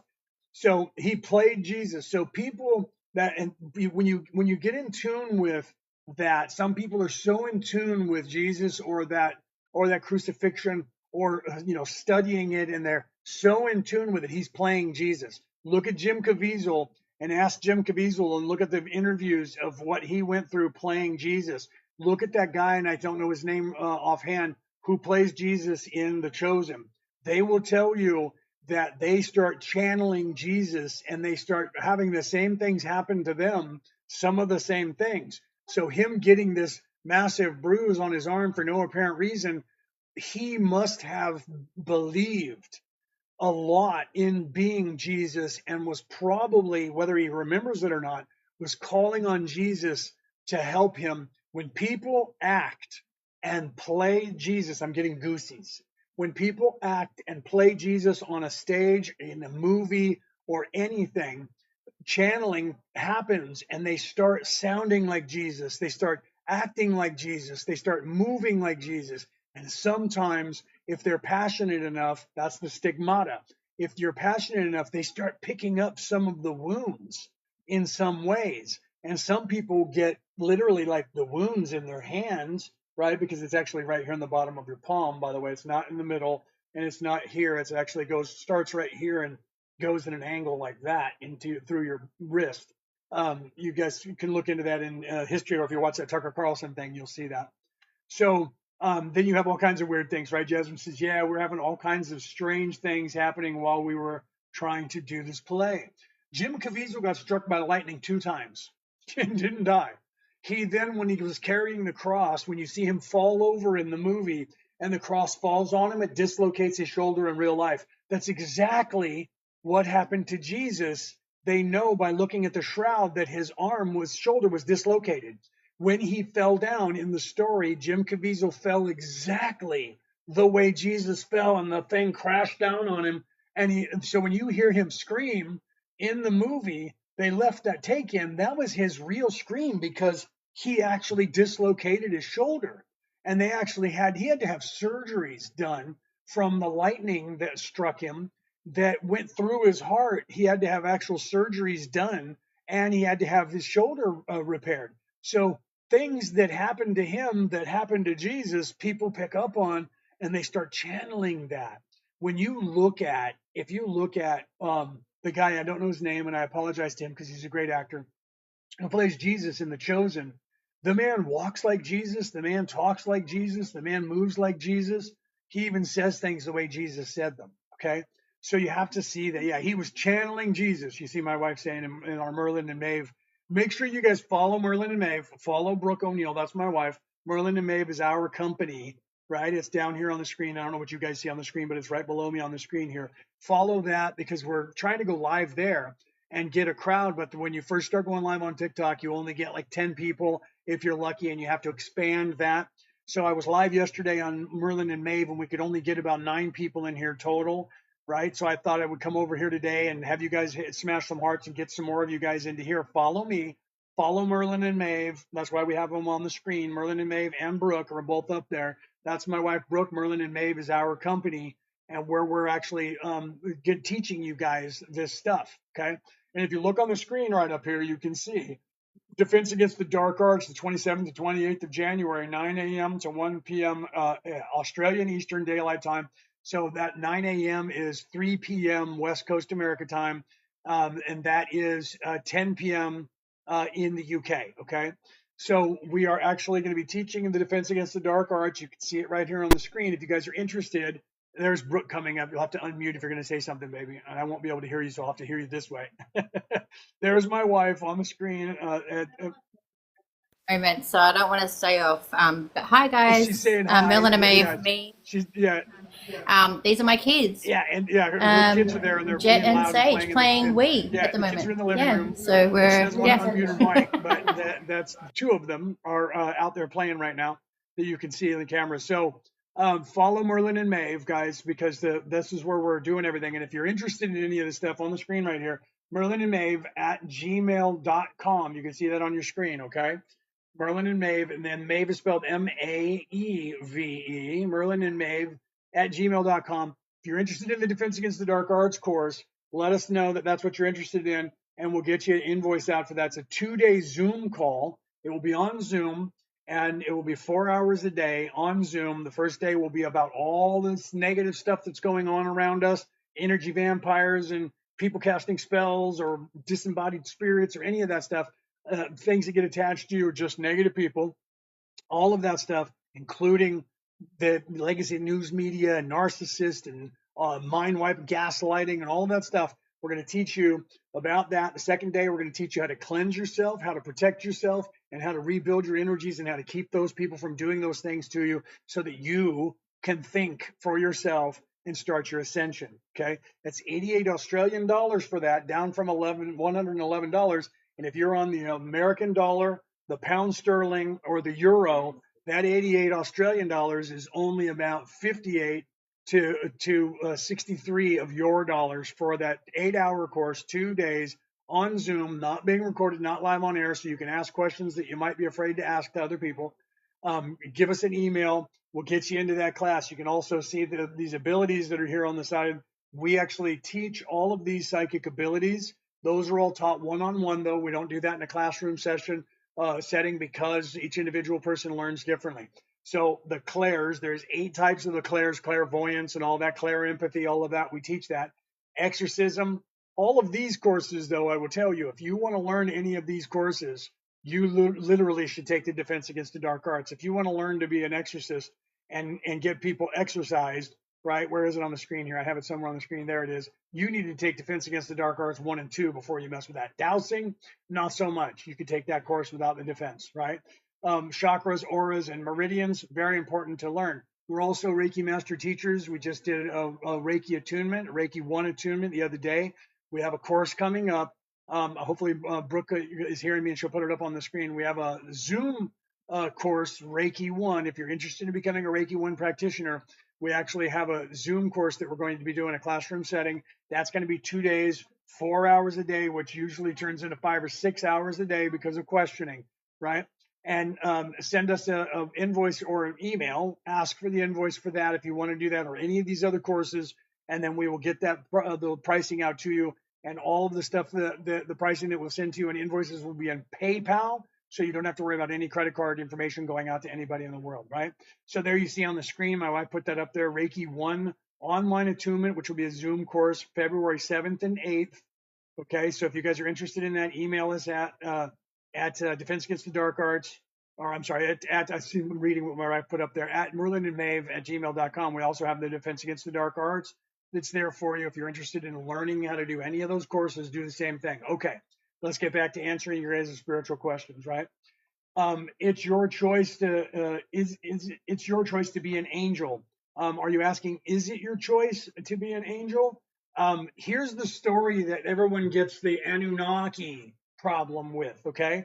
If you guys look at, and I'll tell you the answer to it in a second. If you guys look at Matt LaCroix in the videos that I talked about earlier, especially the first one on YouTube, if you don't know what it is, then I think I have one of the videos up on my page where I redid things because Raven, who was in the crowd, she gave me the video and turned me on to him, and I watched the entire thing on YouTube. So if you look at my reposted videos, I think it's in there where Matt LaCroix is talking. If not, message me on TikTok and I'll get it to you. He tells you the story about all of this, okay? Here's the story as we know it, okay? The story of Adam and Eve is wrong, and a lot of people think that Adam's true name was Adama. It's not. It was Adapa, okay? The ancient scrolls from that area of Mesopotamia, the oldest stories are, we know, the Gilgamesh, the Enlil Enki, the story of Enuma Elish. The story of Adapa is also there, and that's the oldest story. In the story of Adapa is where you heard the words that people tell you about the archons, okay? So in the story of Adapa, the universe is created. The creation of the universe, God, whatever you want to call that, created the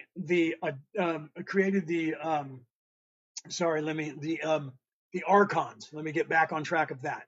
They created the archons. The word archon in that ancient language translates into English as archangel, okay? The archangels were given the power by God to create people because God created this universe. So they said, populate this universe and take care of it. So the archons, archangels, created the Agigi. The Agigi are angels, okay? The Agigi were taking care of the heavens and the earth, the planets, and they were maintaining them and keeping them going and doing these things. And eventually they got lazy and said, I don't want to do this anymore. We need to create somebody else that can do this. So the archons, the archangels, then created the Anuna. The Anuna means the new ones, okay? The Anuna was created by the archons, and the Igigi got jealous because the Anuna, the new angels, were perfect and better than they were. So they got jealous. Here's that story of the jealousy that the gods create humans and the gods got jealous and did these things. The Agigi, who are the angels, got jealous. Lucifer and those people that you hear about that got jealous and rebelled. They then took the Anuna and mind wiped them, gave them the veiling, and shoved them into human form because they were angry and they were jealous of them. So the Anuna are the humans. We are the Anuna. We are the Anunnaki. We are. There's not a third dimensional race of beings that flew down here and created us because they wanted gold. Okay? There was no talk of that. Zachariah Sitchin made that up. There's no talk of that anywhere in history, any place at all, of an alien species coming here trying to mine gold to put it into their atmosphere. That's all a lie made up by Zachariah Sitchin. You can look that up.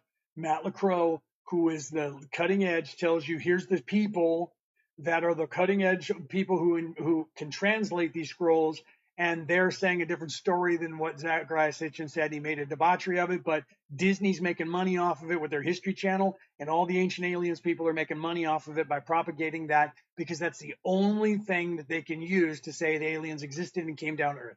Okay, so you, me, my friend, to get back to answering your question, you, me, and everybody here are the Anuna. We are the angels. We have been created by the Creator. The archangels were created, the angels were created, and then they created the new angels because God gave them that ability. If you look at the Book of Truth, in the Book of Truth, they say that error created the human existence, and error was an archangel.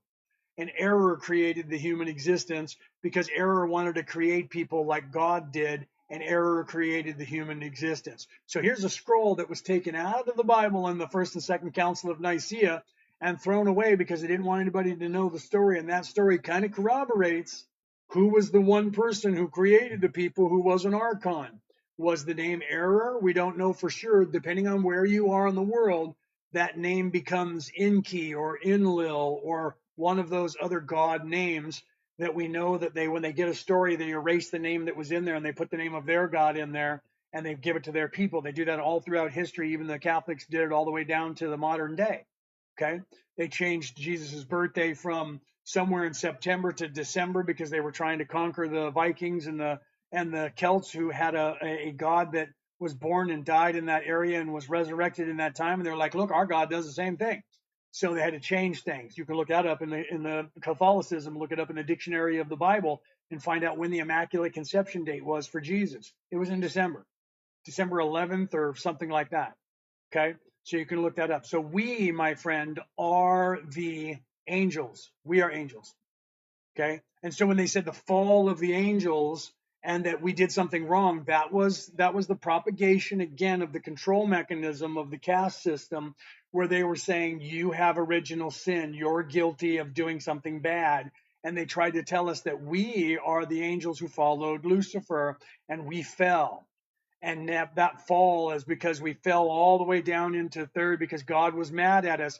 What they're doing is they're taking the god of the Vikings being mad at Thor and casting him down to third dimension. They're taking that ideology and they're taking the Jesus ideology and the other ideologies of the dissension and the death, putting them together, creating a narrative and a story, and that becomes Lucifer, who doesn't exist. Satan, who doesn't actually exist anywhere in anything, falls because he leads a rebellion and we're all guilty, and that's a control mechanism. Okay, so Overcomer 88, my wife just came in and said, that's a good question, pointing at you. So let me read it. She said, so we were born, how are we angels born into Earth? Okay, that is a really good question. Let me get to that again, because I was talking about it earlier. Okay. The way that it works, the way that all of this works, all of those stories that I just told you are allegories, and they're not 100% accurate to the way the universe works. Okay? Those are stories that somebody on Earth was trying to tell children so that they understood what was happening. Let me give you the real story. Here's the real story. The creator of the universe created this Milky Way galaxy, created the universe, created this planet, created all of this plants and animals. It was beautiful. There's no one in it to witness it. So the creator created us. Okay. The creator created souls, the archangels, the angels, and said, we need to occupy that. Okay. So then the Creator sent the angels down here. The angels came down and he created a human form and they were inserted into the human form. They still knew they were angels. So originally we were all kind of sitting around like surfer dudes in California, smoking some ganja and saying, dude, you're God, I'm God, we're all God. We'll get back there, man. It's all good. It's cool. So the Creator said, okay, they're lazy. I need to change something. So the Creator came up with this idea of the veiling. Okay, so you have the veiling, and that creates a scenario where now we don't know or remember who we are. Okay, so we have no idea who we are, and it's supposed to work that way. So what happens is the Creator creates a soul. Those souls then come down to earth, and you start your life as something, either a blade of grass, the wind, something like that, dirt, a rock, a tree. You become that. Then, as you go through that progression, you then become something that's a one-dimensional being. Then you graduate to a two-dimensional being, and then you're running around as a lizard or a dog or a wolf or a lion or a tiger or a bear. Oh my! Or a shark or something, a bird, something that is two-dimensional that flies around, but you're not self-aware yet. You're running on instinct, but you're alive. You know your own worth. As that happens and you live and progress for so many lifetimes, you start to become self-aware. I'm worth something. I don't want to die, right? Once you become self-aware, when that life ends that you're in there, in that beingness in 2D, you then, when you die, you then get inserted into a human body. Then you get born here in a human body, and I think, therefore I am, and here we are. Okay. Then you live here as a human. It takes between 7 and 10 lifetimes normally, 7 to 10 lifetimes for you to then graduate from learning everything that you're supposed to learn here as a being in third dimensional reality, living in the flesh, eating of the tree of life. You are living as the beast. 7 to 10 lifetimes, you're supposed to expand your consciousness to the realization that there is something other than this place. And in doing so, you go from I think, therefore I am, to I am, therefore I think. Because here you're like, well, I'm alive and I am something, and I think, therefore I am. And then you're supposed to graduate to, wait, I have an immortal soul that's outside of my body. I am the immortal soul. And that is what is controlling all of this. I am forever and this body is not. And I have lived many lifetimes, and now I'm moving from here to somewhere else. That's when you are in the space of 4D, 5D thinking, 4D, and starting to move into 5D, or moving into 4D physically, but moving into 4D spiritually as well, the density, because then physicality is the dimension. Okay. So yeah, there's your evolution. So the physicality is dimension. Dimensionality is this place. That's the lower three chakras: first chakra, second chakra, third chakra. Bottom, nature, this place. The upper chakras, from the throat chakra, the blue one, up to the crown chakra, is your spiritual communication, wisdom, sight, wisdom. Okay. Those things that are spiritual that you learn.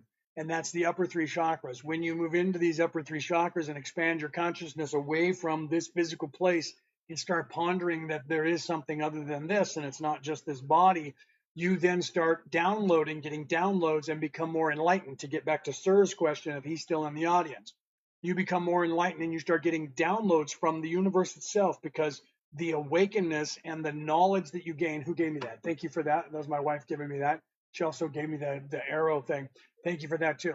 So you actually start getting downloads from the universe, because true enlightenment is universal. It's not something I make up. It's not something you make up. It's not a story like my dad was one of the Anunnaki and I'm part of the Anunnaki and then she's saying Anuna because she heard the word Anuna either from my podcast or someone like me who's telling you it's not the word Anunnaki, it's Anuna. And now all of a sudden I'm the Anuna and they were the Anuna. Well, we're all the Anuna guys. Okay, so you then start to realize that I am something, right? Yeah, right. I love you, my baby sister. I love my Kelto. I love you, my Satari. My actual name, my immortal soul, my higher self. My name is Kelto. Leonard O'Neill is the name of this flesh pain body. I, who I'm talking to you inside here, is outside of there, in this plane that is called the density, and I am Kelto. Okay, and Brooke O'Neill, my wife, her physical body is Brooke.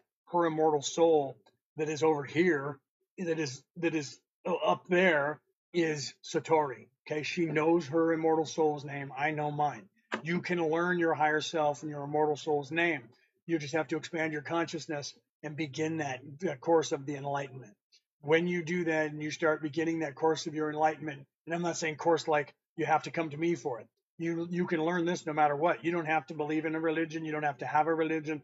You don't have to believe in a philosophy. You don't have to have a philosophy. This place will teach it to you through hook or crook, we say in the United States, right?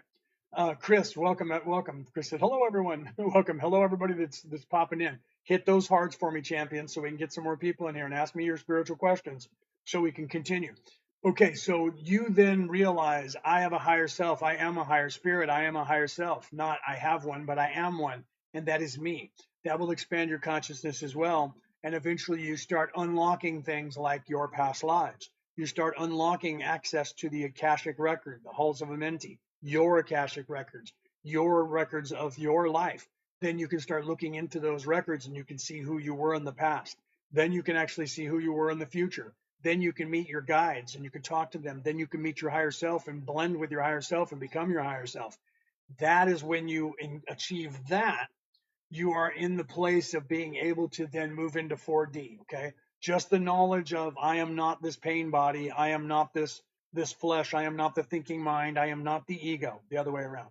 I am not the ego. I am not the thinking mind.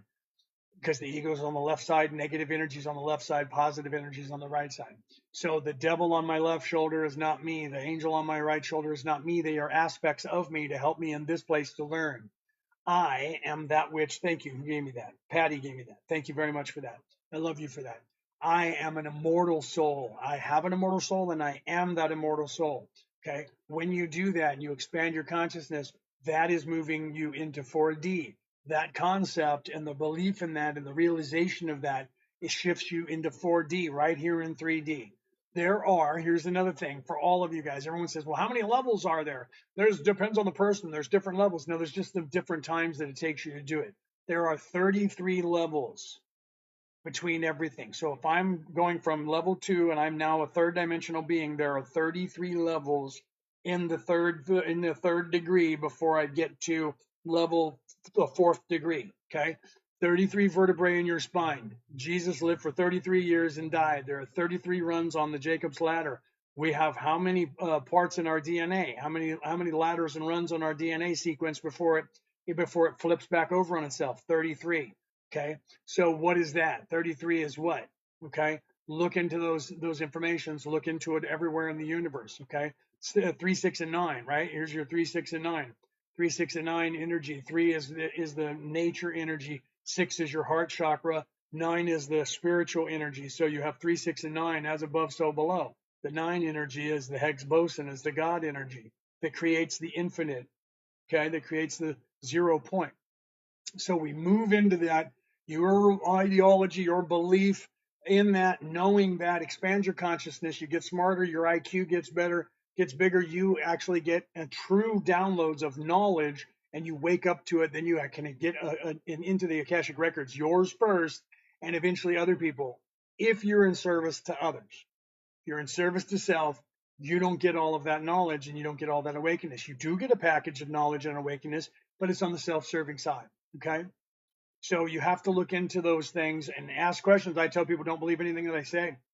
Take a look at something else and everybody else, right?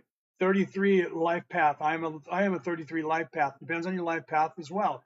Ascended Master life paths are 11, 22, and 33. And 33, right? 33 is what? 3 times 11 is 33. Okay. So again, that's why you have the life paths of 11, 22, and 33. Okay.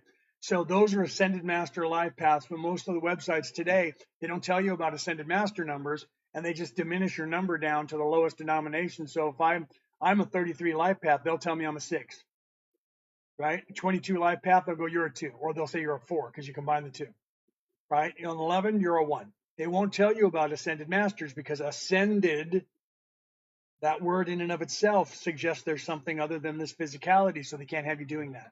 Okay, so most of the websites eradicated that, and it's hard to find the Ascended Master numbers. They're trying to get rid of it, right? You're welcome. That's what I'm here to do. Overcome. So thank you for explaining. If you have any other questions, please ask me. It's what I'm here to do. I have been studying this stuff my entire life on this planet to know how these religions work on this planet. But I have come here from a very high place, and I come down here, and this is what we do. We come down to these places because this place got stuck. This place is a college, no matter what they tell you it is. It is a school. And you are supposed to learn these things, what it means to be alive in 3D. Then you graduate to 4D, and then you start different learning skills like wisdom, love, things like that, sacrifice, if you're in service to others. If you're in service to self, your entire beingness, being evil like that, can only exist until you're halfway through the 6th density. And then by that time, you're just energy, but you cannot go past that no matter what. They don't want you to know that. They don't want you to believe that. They want you to believe the dichotomy of two mountaintops and God's on one side and the devil's on the other, and they're playing chess or checkers over the human race. That's just not true. That's what's going on in our heads down here at 3rd dimension. That's what's going on the earth down here in 3rd dimension, but there is no evil God that is as evil and equal as the good God is good, right? How do tarot cards come into play? Tarot cards, how did tarot cards come into play? Tarot cards were actually invented by angels. If you look at, if you read the books, there's 6 books that are the raw chronicles. I actually did 5 years worth of translating those scripts, 2.5 years and 2.5 years, 2 different times doing it on my podcast. You can listen to it. The tarot cards were created to help people with divination, to help people to expand their consciousness.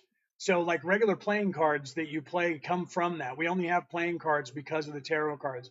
So the tarot cards are different archetypes. If you look at them, they coincide with, we teach this. You can see we're on the screen over here, on the screen right here, tarot cards, oracle card reading. We actually teach this. So if you want to learn that, we can actually teach you that. So the history of tarot cards is that they were created to help expand your consciousness, to aid people in different things, mediumship and divination. So if you look at the tarot cards, they have different suits, and the different suits, depending on who made them and what, they always make them in the same style. So you'll have like cups, and you'll have like swords, and you'll have like coins and things like that. So if you look at the playing cards that we have, you have hearts, you have diamonds, you have spades, and you have clubs. Okay, so obviously the diamonds would be the coins in any other card, money, value, that kind of representation that is earth, right? Then you have the spade, and the spade, all of these are different. The heart, of course, is love.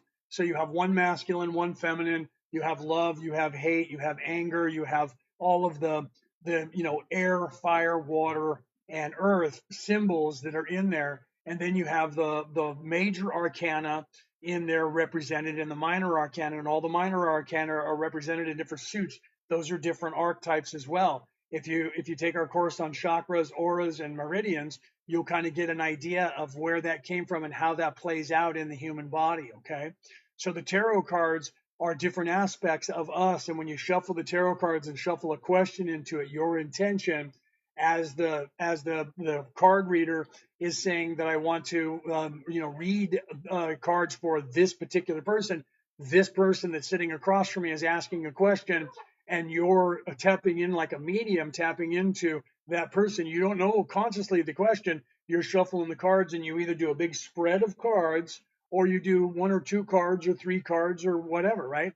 And you do a reading from that, and that card will be different cards that are aspects that they rule your personality, and they will be actually telling the story of the makeup of that person currently, what they're going through, what they have blockages in, what they're needing to learn, what they have learned. All of that comes out in a weird, crazy way that people are like, how is that possible? The person who is the medium, the person who is the conduit, right? That person is picking up on from the universe, from this person's higher self, and guides the information that person needs, and all of that will be controlled by this matrix to make sure that you shuffle the right cards in the right place. Playing cards that we have were invented because people in countries were outlawing that. Why? Thank you for that. Whoever did that, Chris did that. Thank you for that. And thank you, Patty, for giving me the roses. If I don't look, I don't notice it sometimes. They were outlawing that for the same reason that I talk about in my book right here, The Reality About Reality, returning to the old ways, trying to control the people. They can't have them doing divination and medium stuff and expanding their consciousness to the idea that there's something greater than them, the king.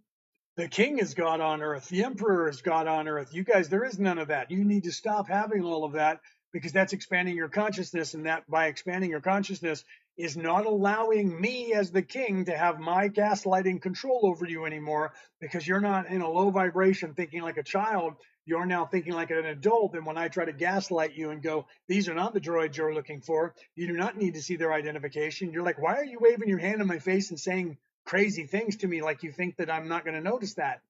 Why? Because now you have expanded your consciousness and you're above their reach and they can't control you anymore. So they had to stop people from doing that. And so what they did was they created the playing cards and then they would sit down. And if the guards came, what are you doing? We're playing a game. It's called Go Fish. And we're trying to make suits and playing. So all the games that we have today were created and invented originally, the oldest ones, to hide the fact that they were still doing card reads and doing divination. And eventually people just started playing cards. If you have cards in your hand all the time, and then as in the middle of that, when you have these cards set up, what are you doing? You have a card read set up and it looks like you're playing some game. And you're reading a card and you're taking the cards and you're talking and putting them down. And when somebody comes up, you go, go fish. And then you pick another card and laugh and put it in your hand. That's how that got started. No joke. And then we turned it into gambling and people gamble with the cards and they do all the stuff. But originally people read those cards. Those were the originals. There was some that are original that had pictures on them like you see. But once they became outlawed, people started making playing cards. No word of a lie. You can look that up. Yeah, you can look that up. So it's about, what was that? It was that Penny saying over there, because Penny does card reads. So if Penny's telling you stuff, you should pay attention to that because Penny does card read. She's a medium and she does that. As angels, can we stop these people that are poisoning us to stop them? Yes, that's what we're doing.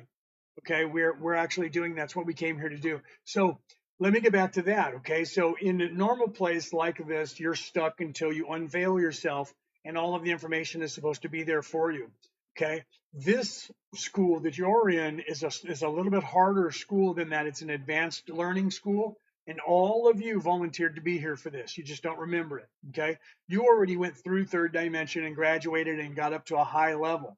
Then this school was invented for those people who wanted extra credit to come back here and get out of one that's real stuck. Okay. And all of you that are here volunteered to come back down here. You came down here and you got stuck harder than anybody else because you're one of the rock stars. That's why you hear people saying that you're royalty and that you're a rock star. You are. Okay, because you are an angel. You're here in a place that you volunteered to come into because it's really hard. Well, then negative people started figuring out this matrix and they got you even stuck more than you were stuck. So now you're stuck. So because of that, nobody got to leave out of here and nobody was getting to leave out of here because there was no information in front of you. People weren't being able to see it because they're distracting you with algorithms. Swipe this way, swipe that way, change the channels, 5,000 channels on the television and on the radio and a magazine. And they had so much stuff to distract you with sports and politics and religion and all this stuff that nobody's doing spiritual stuff. They pulled the pendulum all the way away from, as far as they could pull it away from the light, away from spirituality. And then that pendulum has now been swinging back and it's swung back and it's past the seminal point. It's past that midpoint. It's going. And they can't stop it, and they're fighting as hard as they can trying to pull that thing back. Okay, so we're actually defeating them. When you guys got stuck, right? So you're already stuck. When you got stuck, your immortal soul called out for help. We need help. We're stuck. We can't get out of it. We tried to get ourselves out of it. We can't. That call goes out to those of us of a higher plane who created this stuff. And those of us from a higher plane then come down here, but there's still rules. There's still rules and there's still laws. We can't come down here and just unstick it for you. Okay. We can come down here and also get veiled and come in and try to, from the inside out, help you to do that. Okay. But we can't come down here and just tell you. I can tell you now because you guys are in a place where you can know it. Do you see? But when we first got here, 100,000 years ago, when we first got here to help you guys, we had to go through the same thing you were going through, living and getting unalived and having all the same problems you were having, and wars and fevers and disease, while we were here trying to change things back. Because when they came down here and they made this place fall even more and get stuck even more, they changed the reality here and the timeline shifted. You guys don't know about that. It's called the temporal war. There's a war that's going on that's not just going on in time, in the past, present, and future, but it's going on in dimensionality as well. Okay. And that is these bad people who think they own this place are holding on to it and they don't want to let it go. And those of us who are the archangels who came down from that place up there came down here and said no. And when we landed, they took off, but the insane asylum is being run by the insane people. So you guys are propagating this, and there's negative, evil families who want to keep control, and because they're making money, legacy money, off of all of this. Okay. So you guys have to thank you for anybody who followed me. Also follow Merlin&Maeve. You can see it on the screen right here. Merlin&Maeve is my wife and I's company. Follow Brooke. That's my wife. Follow all three of us. Merlin&Maeve is where you're going to be sending all this information if you want to learn any of these things. And we're trying to get Merlin&Maeve opened up to have more people on the lives. There's my wife. Wave, baby. There's Brooke. Is sitting there on our company account, right? So follow that company account, like that company account, because I'm going to start going live there more often because we're trying to get you guys over there. But I came over here first because I have the podcast, I have the face, I have the name, right? I wrote this book, The Reality About Reality, Returning to the Old Ways. It's about everything we're talking about. I have a podcast that is called Orion Rising, where I've been comparing religion and showing you the aspect of spirituality in the religion. And I say in this book, religion recruits you, spirituality waits for you to find it, okay? And that's the truth of it.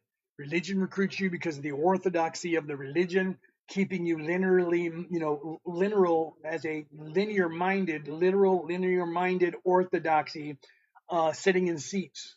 And they keep saying, come back here and we'll get you into heaven. And then they keep never really telling you how to get into heaven. They just keep telling you to come back. And if you're a Christian, and I am a Christian minister, so don't think that I'm a anti-Christian. If you're a Christian, they teach you the book of Romans. They're teaching you how to be a good little Roman citizen to this day. Okay, so we're here to teach you guys, to help you expand your consciousness by any way necessary. We are Reiki master teachers, and we are going to attune as many of you that want to learn Reiki. Okay, we're teaching Reiki, and we're going to attune people. Why? Because that wakes you up to all of this stuff that you see here. As a Reiki practitioner and a healer, you get some of this stuff, information on some of the stuff, and then you unlock some of this stuff. By the time you're a Reiki master, you will not too long after that be completely unveiled if you're on the right path. Okay. Sometimes it takes a little bit of time. Sometimes it takes a year. Sometimes it takes 2 years. Sometimes it takes 10 freaking hours. But you will, if you're already on down walking the spiritual path, it will help you and aid you to quickly start becoming more and more open. So Reiki 1 online attunement, it'll be a Zoom call. You'll see that you saw that on the screen there, a Zoom call. If you guys are interested, email us at merlinandmaeve@gmail.com. You can see it on the screen.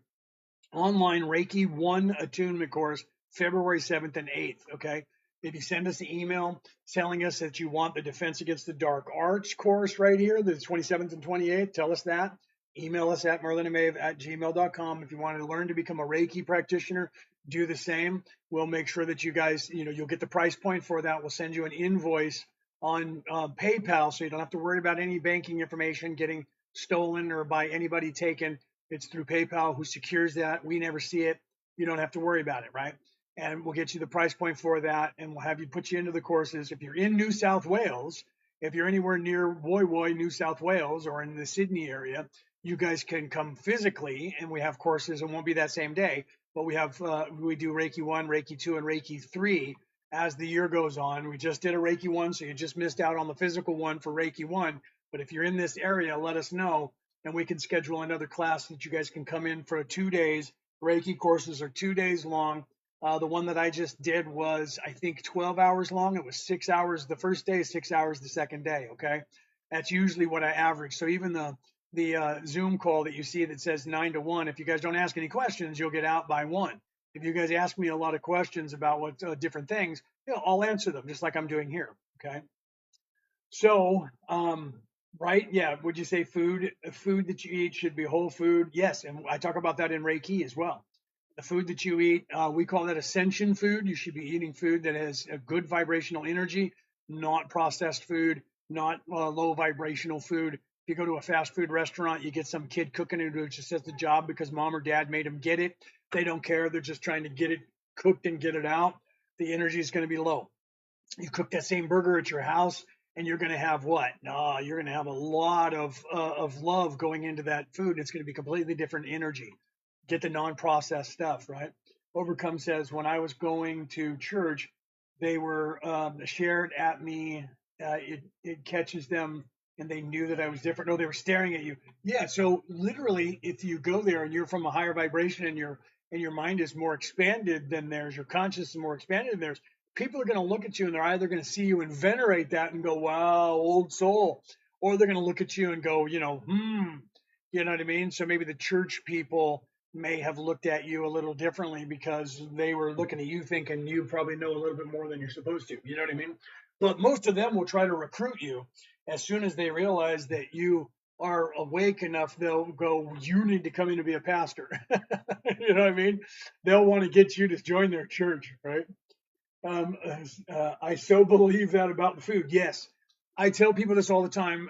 Same thing with organic food and non-organic food, right?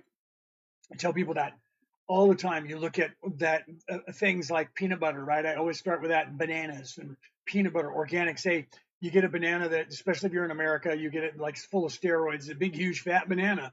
You think it's good because that's all you're eating. You go buy a organic banana and it's only about that big, and you open that up and it tastes completely different, way better. Same thing with organic apples and non-organic apples. The non-organic apples, which you think is good, taste mostly like water. And then when you get an organic apple, you go, wow, this tastes like apple juice. Yeah, because that's apple juice. That's what you're tasting. So, like when I went over to California, my mom and my stepdad 10 years ago, I guess now, about 10 years ago, I went over there and they had peanut butter, and I'm not going to name the company because I'm live on air, but they had a peanut butter company that's starts with a J over in America, and they said it was greatest peanut butter. And there's another one starts with an S, it's like Pippi. Those peanut butters, and people love them, and they're like, oh yeah, it's the greatest peanut butter in the world. I'm like, it looks like butter, American butter, which is horrible, by the way, compared to European butter. And they said, oh no, it's the greatest peanut butter. And I said, okay. And I went to the store and about another brand that's an all natural peanut butter with the ingredients of peanuts, salt, and peanut oil. That's it. I went back and I had to stir that one. They call that old fashioned peanut butter in America. I call that peanut butter, right? Or you can go to a place that has one of those machines where there's peanuts sitting in there and they press a button and it grinds the peanuts and it just comes out like poop coming out of a boofus, and it comes out and goes into a cup. Peanut butter, peanuts with a little bit of salt and the peanut oil that's in the peanuts, and it just grinds it down into peanut butter. That's peanut butter. So I went and got the peanut butter and I stirred it up and I said, here, and I gave them a spoon with the other peanut butter on it. And they were like, yeah, it's peanut butter. It's really good. I'm like, okay, now wait a second. Now here, take a spoon of this. And they both went, oh my Lord, this is peanut butter. This is the way it tasted when I was a kid, because there's peanuts, salt, oil. Look at yours. This long. Half of the side of this thing is the ingredients to that peanut butter, right?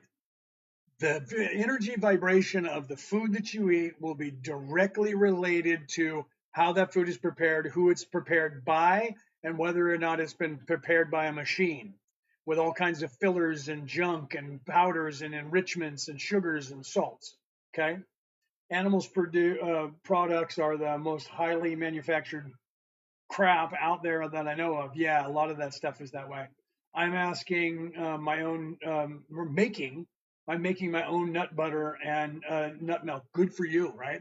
Yeah, I love all of that. Cashew butter, almond butter, love all the nut butters. Oh man, that's good stuff, especially if you make it yourself in a grinder, right? I don't have the machine, but I'm tempted to get it. There's one right down the street next to the store downtown in town.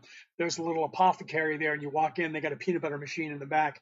And we walked in there one day to get some blue lotus, some purple lotus that you can get there, that you can drink in a tea, make a tea out of it. Or maybe dry it out and turn it into pieces and then do something else with one of those things that is hot. And but it's good. And so we were getting that, and my wife said, Brooke looked at me and went, oh, look. And behind the guy was a peanut butter machine. And I was like, oh, real peanut butter, right? So yeah, a use of apples followed by right like apple butter. I've had apple butter that's really good too. If you guys have ever had that. Hello again, Cosmic Shelly. Welcome, welcome, welcome, welcome in. So I'm back live on Leonard today because we're trying to get more people to follow Merlin and Maeve down here, and Brooke, of course, Brooke and Merlin and Maeve, because I'm starting to go live on Merlin and Maeve, and I need to get more people following it so that when I do go live, you guys can pop in and hit more hearts. There's Brooke. She's telling everybody, hit those hearts, champions. Hit those hearts, champions. Hit those hearts, champions, so we can get more people in here, right?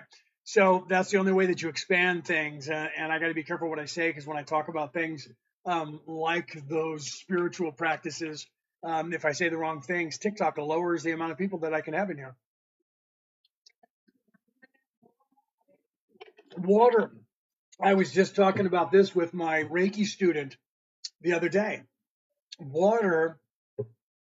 Okay, I got water and we put some vitamin in it, right? There's vitamin water that you're looking at right there.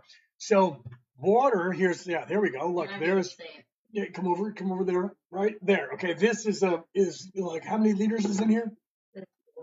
4 liters. Fluoride. No fluoride. This is spring water right here that we drink, and we use that for everything, including my Ormus that we make. It's in a box. Inside there is a bladder that's plastic. It's a green there you go. Like an old wino. Yeah, right. Yeah, right. So you can. Okay, so we use that water, but when you have water, my wife does this about the microwave too. She'll tell you. I'll tell you the story in a second. Let me do the water. So when you take water, let's go back to the Jesus character. Jesus, when he was drinking water, he would grab the water in his hands like this, only it was in a cup, so he didn't have this part in front of his face. Pretend this is a cup. Help me do it with my coffee. Okay. He would grab the water in the cup that he was about to drink, and he would bless the water by saying, "Oh, you beautiful water that gives me life, I love you." And he would bless it that way every time. But he said that in Aramaic. And if you hear it in Aramaic, it's beautiful, right? But he would say, "Oh, you beautiful water, I bless you, I love you so much, give me life and give me your energy and your life force." And that charges that water. Water is crystalline, right? Water is crystalline, and you can even spinning water creates energy in it that's positive. Okay, talk to water. You see the Merlin and Maeve. You see my wife right there, right? I have noticed that here in the UK we now buy tin water, right? Is that water that has no fluoride? I'm not sure what that is.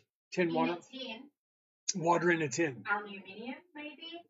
Yeah. If it has, see, over in the Americas, over in the United States, because everything was coming in the aluminium, as my wife says, I'm an American, so I say aluminum.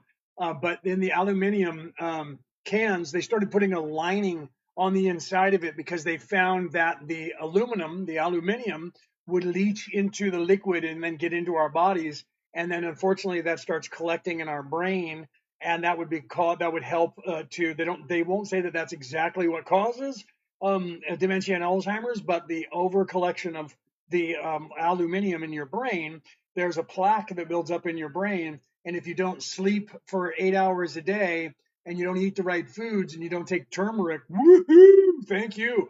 Rock on. Who did that? Bo did that.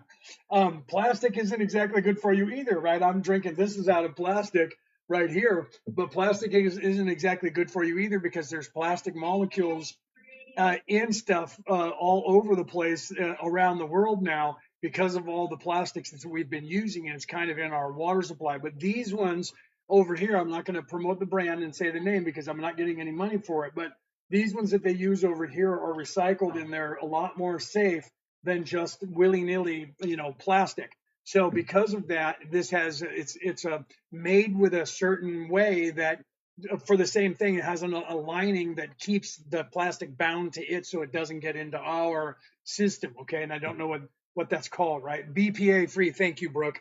I heard her saying something in the background, but I didn't understand it. BPA free. Okay, so glass is sand. That's crystalline. Water is almost sand. It's very crystalline. It's also almost oxygen.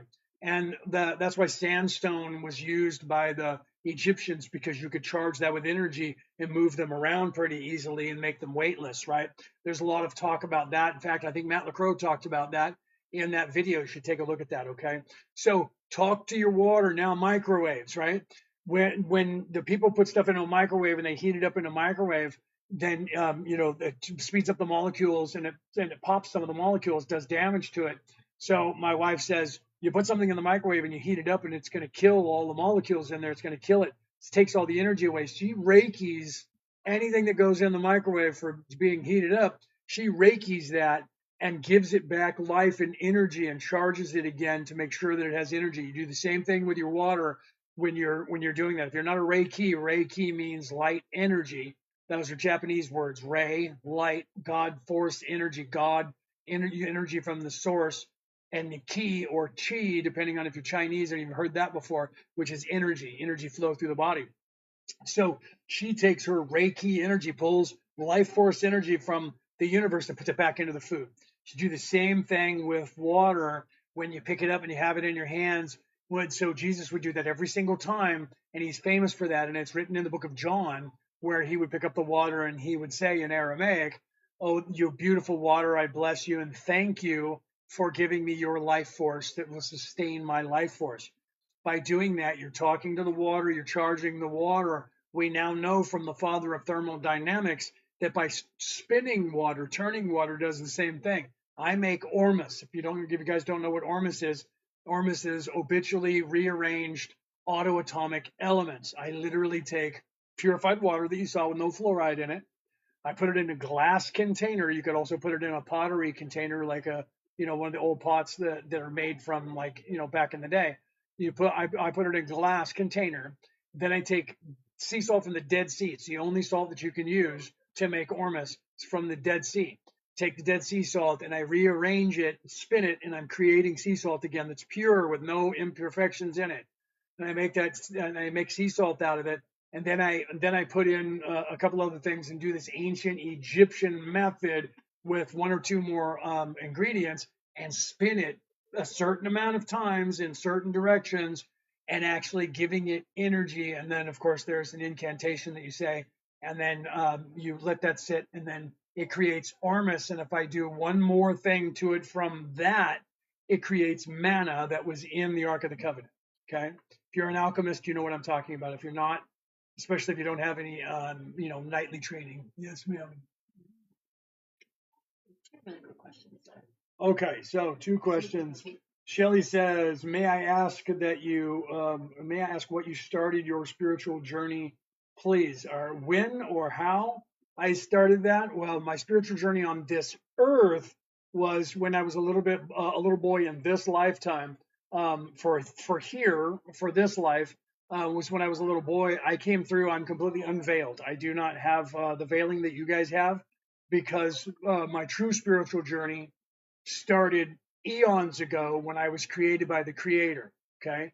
I am an archangel and I came here to this life, not just this one, but in the human form a long time ago, about 100,000 years ago, 130,000 years ago, to help out on this earth. Okay. Specifically the last 77,000 years with my wife, who is also from that high place. We came down here, and Penny, who's in the audience, thank you. We came down here to do these things. Thank you, Waddy, thank you for that. And Reese, if he's still here, Reese and Peter, if he's showed up, Penny, Reese, Peter, if they're in the audience with Brooke and myself, we all came here to this place to do this, to help you guys. And we have been in different human forms over the last 77,000 years in this cycle, many, many times, living and dying just like you, trying to change things from the inside out and help you guys to get back on track.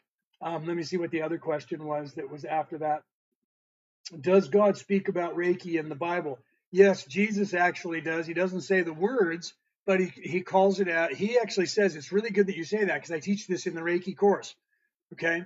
When Jesus was speaking to his disciples about having the ability to heal people with his hands, okay, he said, I'm going to send you out 2 by 2.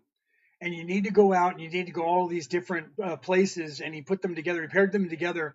And if you pay attention to that, he paired them together by the chakra points and balanced them out one to the other, so that they would balance each other for what each person needed, the other person had for them.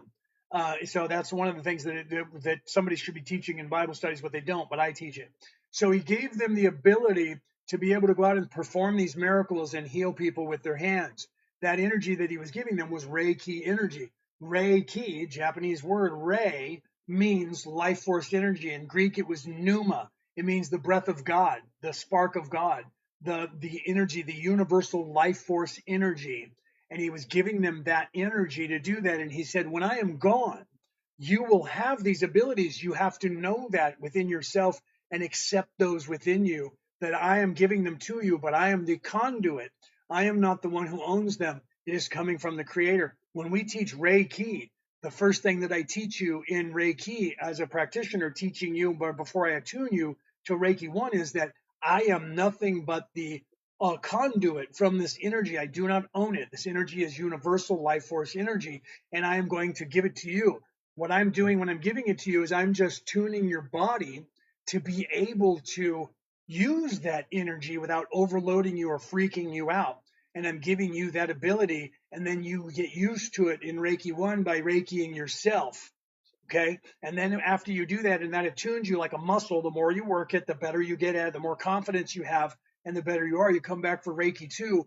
And then in Reiki 2, we teach you and give you symbols that teach you how to then use that information and give that, channel that energy from source, and then be able to give it to other people and heal as well. So Jesus was creating Reiki 2 practitioners and getting them ready to be Reiki masters when he left. So in truth, it was rediscovered in the 1890s and called life force energy by Usui, by Grandmaster Usui. But the truth is, it was just regaining this information that all of these people already had, and people all over the world already have. Okay, so you have probably accidentally read people by accident and caught them off guard, right? So and then here's the thing: when you're a Reiki master, I was talking about that. When you become a Reiki master, it peels back the veiling. If you are doing the right things and doing the work, the due diligence, and you're in service to others, you're on your journey. The path of Reiki is the same path that Lao Tzu was talking about in Taoism, in the Tao. That's the way. And what the Buddha was talking about in that, and what Jesus was talking about in Christianity, and what all these other people and all these other races were talking about. Even, all of these are the way to harness this. If you're truly in service to others and you want to be a healer, you will gain these abilities. Okay. Now, will I be able to at some point make people that are blind see? I would love to think that I would get to that level and be anywhere near an ascended master of that magnitude, that I could in any way do that kind of miracle. I would just, if that happened, I would be the most humble Reiki master in the history of humility, to be able to achieve that goal, to where I could touch someone and heal them. But it's all going to be determined by the individual. If the individual who I am trying to Reiki, and I am using this universal source energy to awaken them, if they truly believe that God will make them see, and I get to be the conduit who is the one who does that, then it will happen. Okay. How about warrior? Let me see this. How about a warrior in the spirit to stop whatever these NPCs are that are destructive to us and others? Well, what's happening there is, right. So be it, right. So say we all. So mote it be. That is what you are all going to become, my friend. Okay. When you start questioning all of this place, when you start expanding your consciousness and start realizing that the way to that place that you call heaven, Elysium, paradise, whatever you call it, is within you. You are not in the universe is in you. I am not in the universe is in me. So when you start your ascension and move into that place, you will become the warrior that can defeat them and their programming.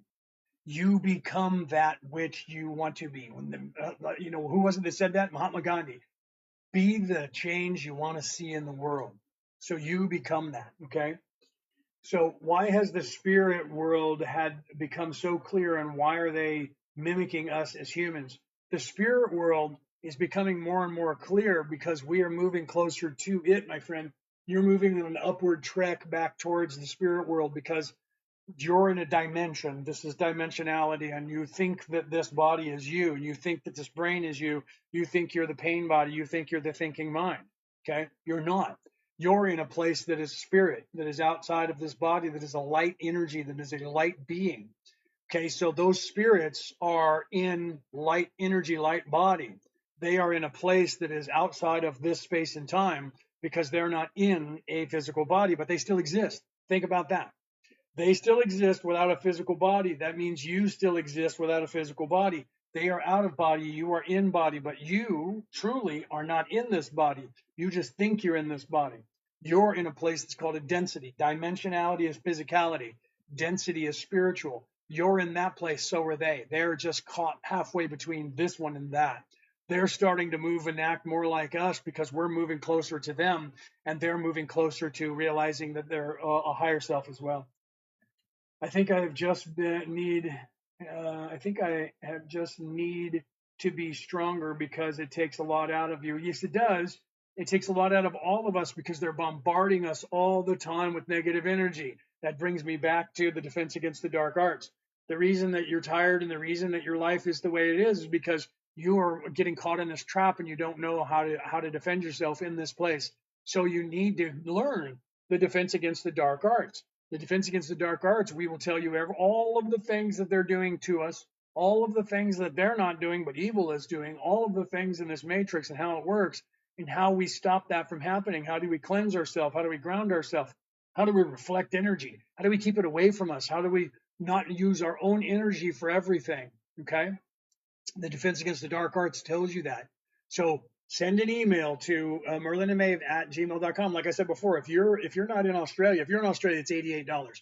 If you're in the United States or the UK on the pound sterling or on the euro, that $88 is only about 58 of your dollars to 63 of your dollars because your guys' money goes further than ours. So you're getting a deeper discount. So it was $111. It's only 88. For those of you on the US dollar, it's probably, 63. For those of you on the pound sterling, it's probably 58, right? So you're in the US. Yeah, your money goes way farther than ours. Look it up online. How much money? I think it's it's at least $1.25 for $1 American dollar, or $1.75 for $1 American dollar. So you literally, that $88 is Australian. So for us, you would pay us 88 Australian dollars. That would actually cost you, and it'll do that on the thing automatically. We send you an invoice from PayPal for Australian dollars, and when you go to pay it, you just go 88 Australian and it'll say, okay, you're paying 88 Australian. That is whatever the translation is today, 63, 62 American. And then you go, good deal. Click, right? You're getting more than 20 off. Yeah, you get it. Yeah. So, yeah, you have deep knowledge. Thank you for that. It is so nice to hear someone that has so much similar thoughts. Well, I'm also here to try and say things in a definitive way that we can all understand. Everybody always talks in like riddles, You look throughout time, and in the past, the further back you go, the more riddles they had to speak in so that it would still be here today, right? So they talked in riddles thousands of years ago because the people back then had no idea. You can't edit something you don't understand, right? So back then they knew it was going to be edited by evil people, narcissists. So the things that were blatant, they gave them and they took those out. And they knew that they were going to do that was the bait. They gave them stuff to take out. Look at that. We get rid of all this. Ha ha ha. We got it. It's ours. And then there was this stuff in there that they said, this information is not for you. This information is for the people in the future and a long ways in the future, and they'll understand this. That stuff we understand today. Okay. That stuff we know what it means today. And we're able to talk about that today because we have achieved that place where we can understand that or understand that. Okay. When I finally was able to see in the spirit realm why all the spirits looked surprised, because when they looked at you, they looked surprised because you could see them and they were like, what, wait, what? Because it was surprised them because no one here, we're walking around, they're around us going, hey, listen, hello. And we just keep walking, right? So all of a sudden you appear in there, astral projecting, and you're in there looking around going, hi. And they're like, whoa, where did he come from? Who's that guy? Right? No joke, right? So they do that, right? They do that. It's hilarious. So Brooke was, what is Brooke doing? Was Brooke trying to come on? Something happened. Brooke had to come back in for some reason, right? So yeah, you got to realize that that's why they were doing that. You all of a sudden popped in, you could see them. Sometimes that happens. Sometimes that they know you can see them. I had that happen to me once when I was sitting with a friend of mine, and we were drinking a couple of beers, and there was some his roommate who I knew because I knew her father. They were she was out in the back patio because we were up on the second story. You know, she was out on the back patio and sitting in chairs with a bunch of her friends, like 4 or 5 people, and talking. And he and I were sitting there watching television, and the sliding door and the windows was over here next to us, and we're watching TV over here.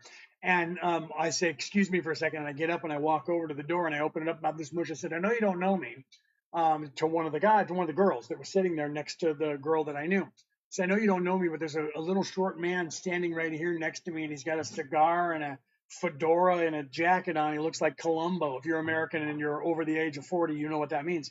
He looks like Columbo, and he knew that I could see him, and he wanted me to talk to her, right? So I had to give her some messages because I didn't know that he didn't tell me that part, but he had just died like a week ago or 18 days ago, it turned out. And she ran away she left her house and wouldn't go back because her dad had died, and she felt his energy there and it freaked her out. So she ran. She was living in her car, and he came to me because he tapped me because he knew I could see him and hear him. And he said, "Go and tell her that it's okay. Tell her I'm sorry that I died. Tell her it's okay, and tell her where all the information is for the house. It's all signed over to her. She's got the house is paid for. She's got a life insurance policy, and this is where it is." And so I told her all that and said, "Go home," right? How much of the Bible is actually true?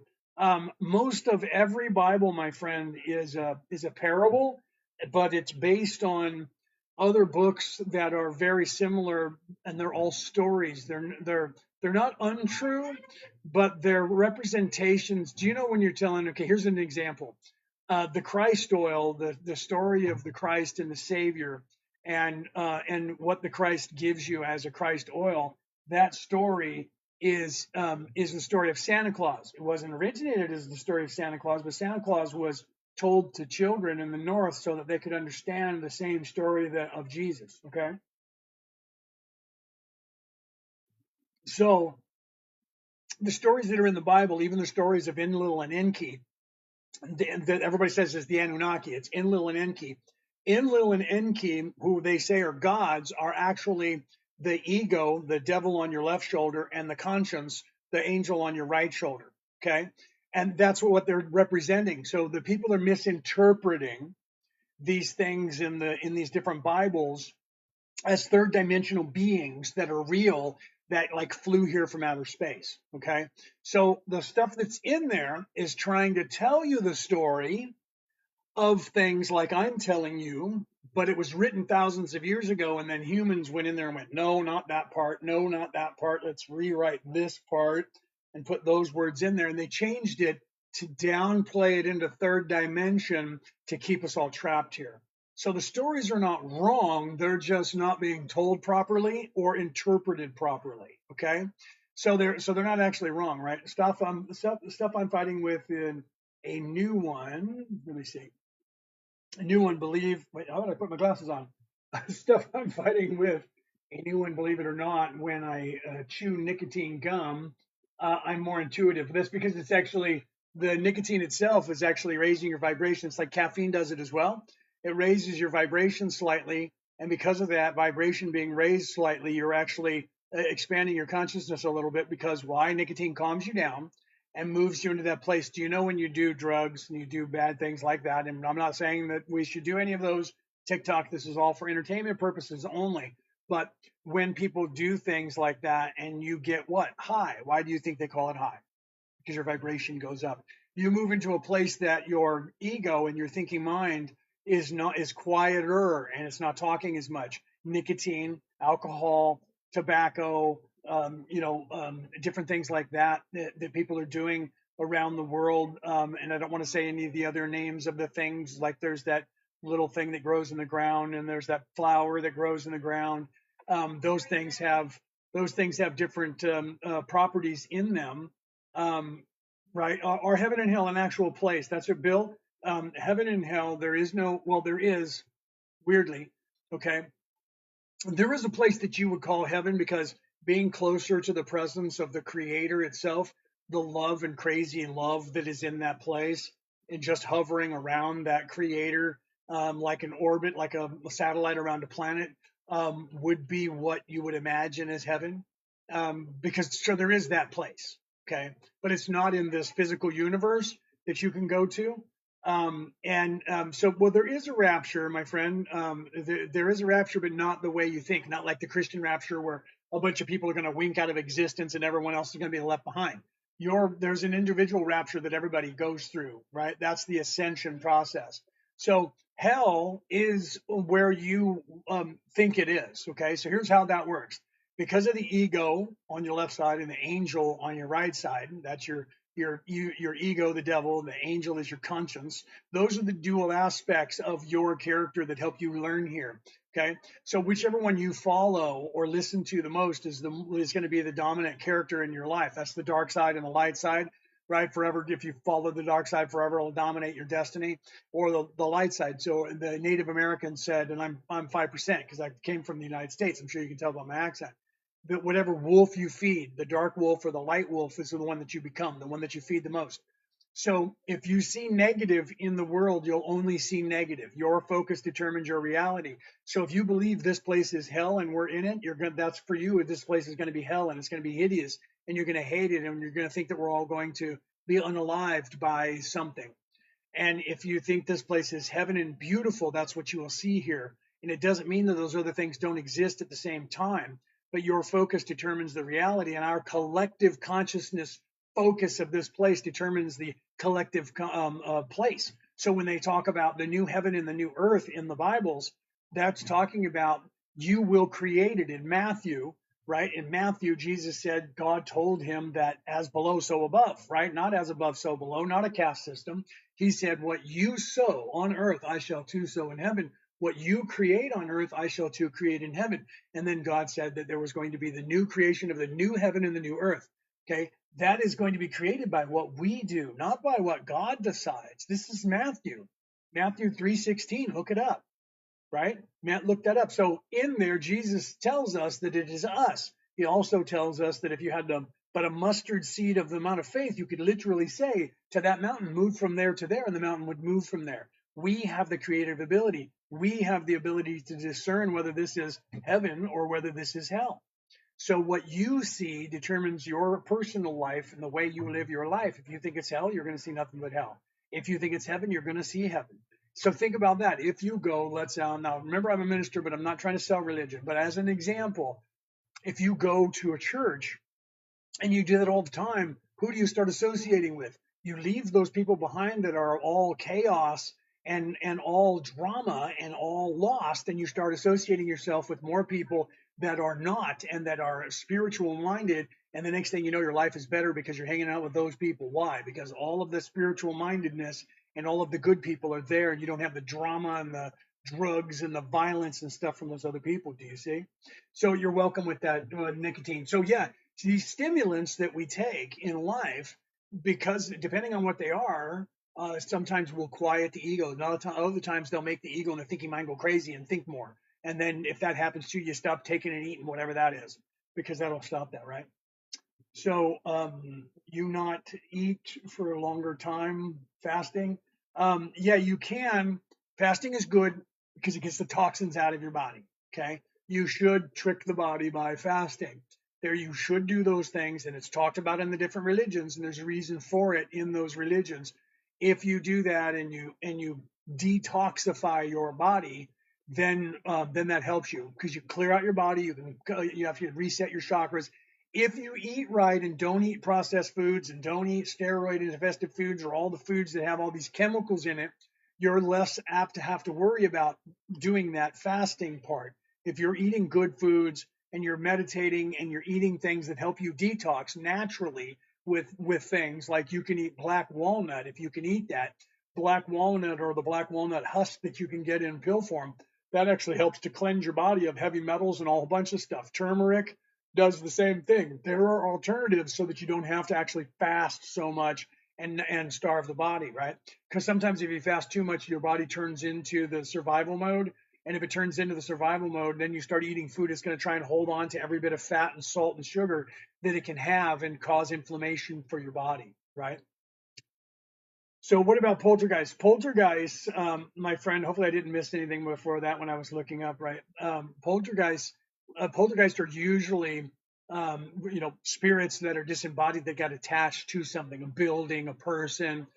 Sometimes they're good, sometimes they're bad. The movies of Poltergeist showed you what happens if there was a bad one, that was controlling. That has happened. I actually was working with some people that were on a ghost hunt, and they were trying to get this property, exercised, and there were students of mine there in another part of the United States, and they had to call me on the phone, and they said, "This is really strong and really bad. We don't know what to do." And I'm like, "Okay, don't worry about it. I'm with you. I'll help you guys. Let's do this." And I was able to use my abilities, and I astral projected to the property and was able to then say, "Follow me, and I'll tell you." And I was on the phone, "Come over here, and it's in this outhouse, this old, granny house in the back of the property." And they're like, "Wow, we didn't even know that was there." I'm like, "Is that owned by the same people?" And they found out, yes. I'm like, that's where this evil is, upstairs in that place. So I teach that as well, my friend. I've been teaching that for years and years. That's part of the stuff that we teach with this stuff right here. If you're interested in learning any of these abilities, the clairs, there's 8 of them. All of the clairs are there. If you're interested in learning any of this, that's why it's on the screen. Email us at merlinandmaeve@gmail.com. But most of these, if you want to learn them, you need to learn the defense against the dark arts first, okay? So please read what I said above. I'm sorry. Let me take a look, Shelly, and I'll see what that was, right? I'm going to let you carry on talking. Thank you. So let me see what you had said above. Let me see. Where are you? Because my wife can't pin. I don't know why. Probably because she's in there. Penny, you can pin, can't you? Or can you not pin either because of what's going on here? Because Penny, if you can pin. I can't see Shell. She might have to go back down to where you were for a second. Go up a little bit. Yeah, that's where I was. No, she up, said that. Up. Yeah. There. Look at this one first. Okay, so you believe that this is heaven with emotion. It should change it to the new heaven and earth. Yes, that's what's actually happening here. Shelly, please type that again for me. I apologize that no, you can't. Why is that? That's weird, right? Oh, is that what it is? You can't post with guests on. That's why, Brooke. We can't post because the guests are on. So then, Brooke, jump out of the audience and we'll get rid of the guests, and you guys can go back to doing that. Did you hear me on with that? You guys can't pin because the guests are up on the thing. So I apologize for that. So yeah, what happens is yes, we as a collective consciousness here on Earth, as we ascend and move into 4D away from the 3D, we're moving into the 4D. And I'm going to boot you guys off of there. Okay. Oh, okay. So we are changing this place. This is what we're doing here, okay? We are changing this place and upgrading it and moving into 4D. So there isn't going to be the rapture. There isn't going to be a world ending calamity that's going to kill off the human race for us to move up. What's going to happen here is we are evolving into 4D. Remember when earlier, you might not have been here when I was talking about that. We are evolving ourselves into 4D. Okay. So we are expanding our consciousness as a collective consciousness and moving in. And that was foretold when Jesus was talking to Matthew, and Matthew wrote it down about the new heaven and the new earth and how we can achieve that. How you create it on earth is how we're going to create it in heaven. Okay. Do we have the same? Please find that thing from Shelly and post it, or Shelly, rewrite it again, please. Do we have the same emotion on the other side? Yes, we do. And until you get into spirit form and move past the 3rd density back up towards the 6th, we still have the kind of the same personalities up there as we do down here. We just have more wisdom and education, and eventually that goes away. But you still have the same emotions because emotion is love, and so depending on what your emotional level is, whether you're self-serving or not, you will either have hate as a package because you hate everybody except for yourself and you love yourself, or you're in service to others, in which case you love people. Then that love actually gets bigger and bigger and bigger, my friend. If you can imagine that, if my friend Jacqueline were here, and Penny can tell you, because Penny has seen Jacqueline do it many times, and Reese, if he's in here, he's seen it as well, and Brooke, who's also in here, she could tell you the same thing. She came from a very high plane of existence as well, but she's unlike her. I'm able to contain this down here into this. When you start talking to her about the love of the creator and what it's like there, she becomes so overwhelmed with that love that she starts crying and starts trying to tell you what she sees and what she feels. And she's just like, oh my God, it's the most beautiful thing. And then she'll just start crying. Okay. The overwhelming sense of love is so much more powerful than anything we can feel down here that it is crazy to even try and tell you what it feels like. And as we move up in our lives in 4D, 5D, that becomes more apparent. Your beautiful wife was the first contact on this planet. Was the first? Yeah, she was my first contact, most definitely. But yes, she was actually. I think you're seeing more. Maybe you heard us talk about it before. She was one of the first contacts on this earth for this time. So yeah, you have to look at that. So yeah, Shelly, there we go. Listening to you, I feel amazing. I hate when it does that and it doesn't let me put it all up there, right? Because for whatever reason, it used to let me open it and it doesn't let me do that anymore. Wait, over here I can do it. There we go. Okay, so I have to actually move my computer so I can see it because on this screen I can't see that thing to open it. So I have to pay attention to that. So thank you. So I apologize, Shelly, if I missed that and we didn't get it up there. I didn't know that because this is the first time I've been trying to get people on, right? Having my wife on there and having our company on there so you guys can follow it. Keep hitting those hearts for me, champions. Smash those hearts for me so we can get some more people in here, right? Let's get it to 100,000. We've been here for 2.5 hours. Let's get that up to 100,000. We're at 76,000. Let's get that up to 100,000. So that's what we're here to do. I'm here to help you. We all came here to do that, to help you. I'm here in this physical form going through the same thing that you guys are going through. The only difference is I don't have a veil. Okay. I don't have a veil. So I can help you guys more. And I'm trying to help you guys to unlock yourselves so that you don't have a veil either. And you can do that. Every single person can do that. That's the way that you're supposed to do that, right? We need to learn the dark arts before we can learn any of the psychic stuff. Yes, that's why we have the defense against the dark arts up here, my friend. You need to learn this stuff so that you can realize what's going on. So the defense against the dark arts, right up here on the screen, right? Defense against the dark arts. You need to learn the defense against the dark arts so that you can then learn all of these other things because the dark arts are going to be coming after you. Okay, so as soon as you expand your consciousness, ask Penny. There's Peter. Peter's in the audience. Peter was also with us, came here with us to do these things. If you look at this stuff and you start getting higher in vibration and you start expanding your consciousness, your auric field starts to change color and it resonates like a signature, like a fingerprint or a thumbprint. It resonates in a different color, and negative, evil people see that. And they don't know it. Some of them don't see the aura like this, but they sense that about you. And it makes you angry. It makes them angry and they don't like you. They hate you. Okay. People that are very high up on the negative side, they will target you. So if you're going to be in any way a light worker, you need to understand how to defend yourself and have those tools so that when they do that, you can go talk to the hand. Nope. Talk to the hand. Swipe them away and they can't touch you because the best that they can do, because of the yin and the yang, because of the Vesica Pisces, the best that they can do is come right at you and try to hit you. And all you have to do is say, you shall not pass. And they can't. Okay. And that was what that scene was about in the movies of The Lord of the Rings and in the book. Okay. That J.R.R. Tolkien wrote. Okay. So, yes, sir, she is. Yes, she is.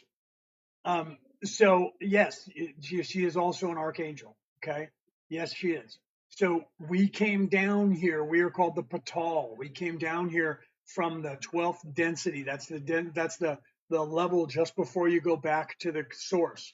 We came down from that level and came all the way down into third dimensional bodies to help assist with what's going on here. Okay. There's my wife answering you right there. Okay. So literally, this is what we do. We do this when we're done here and you guys are freed and move into 4D. We will at that time stay here for a while, probably take a vacation and hang out and eat pie and go and see the sights, these beautiful places around the world. And then at some point we will say, okay, we're going to head home. And what we mean by that is back there, we're not going to go back to the source. We might go back and go, hi, Dad, but we're then going to go to another place just like this one, and we're going to go insert ourselves there and start this trek all over again.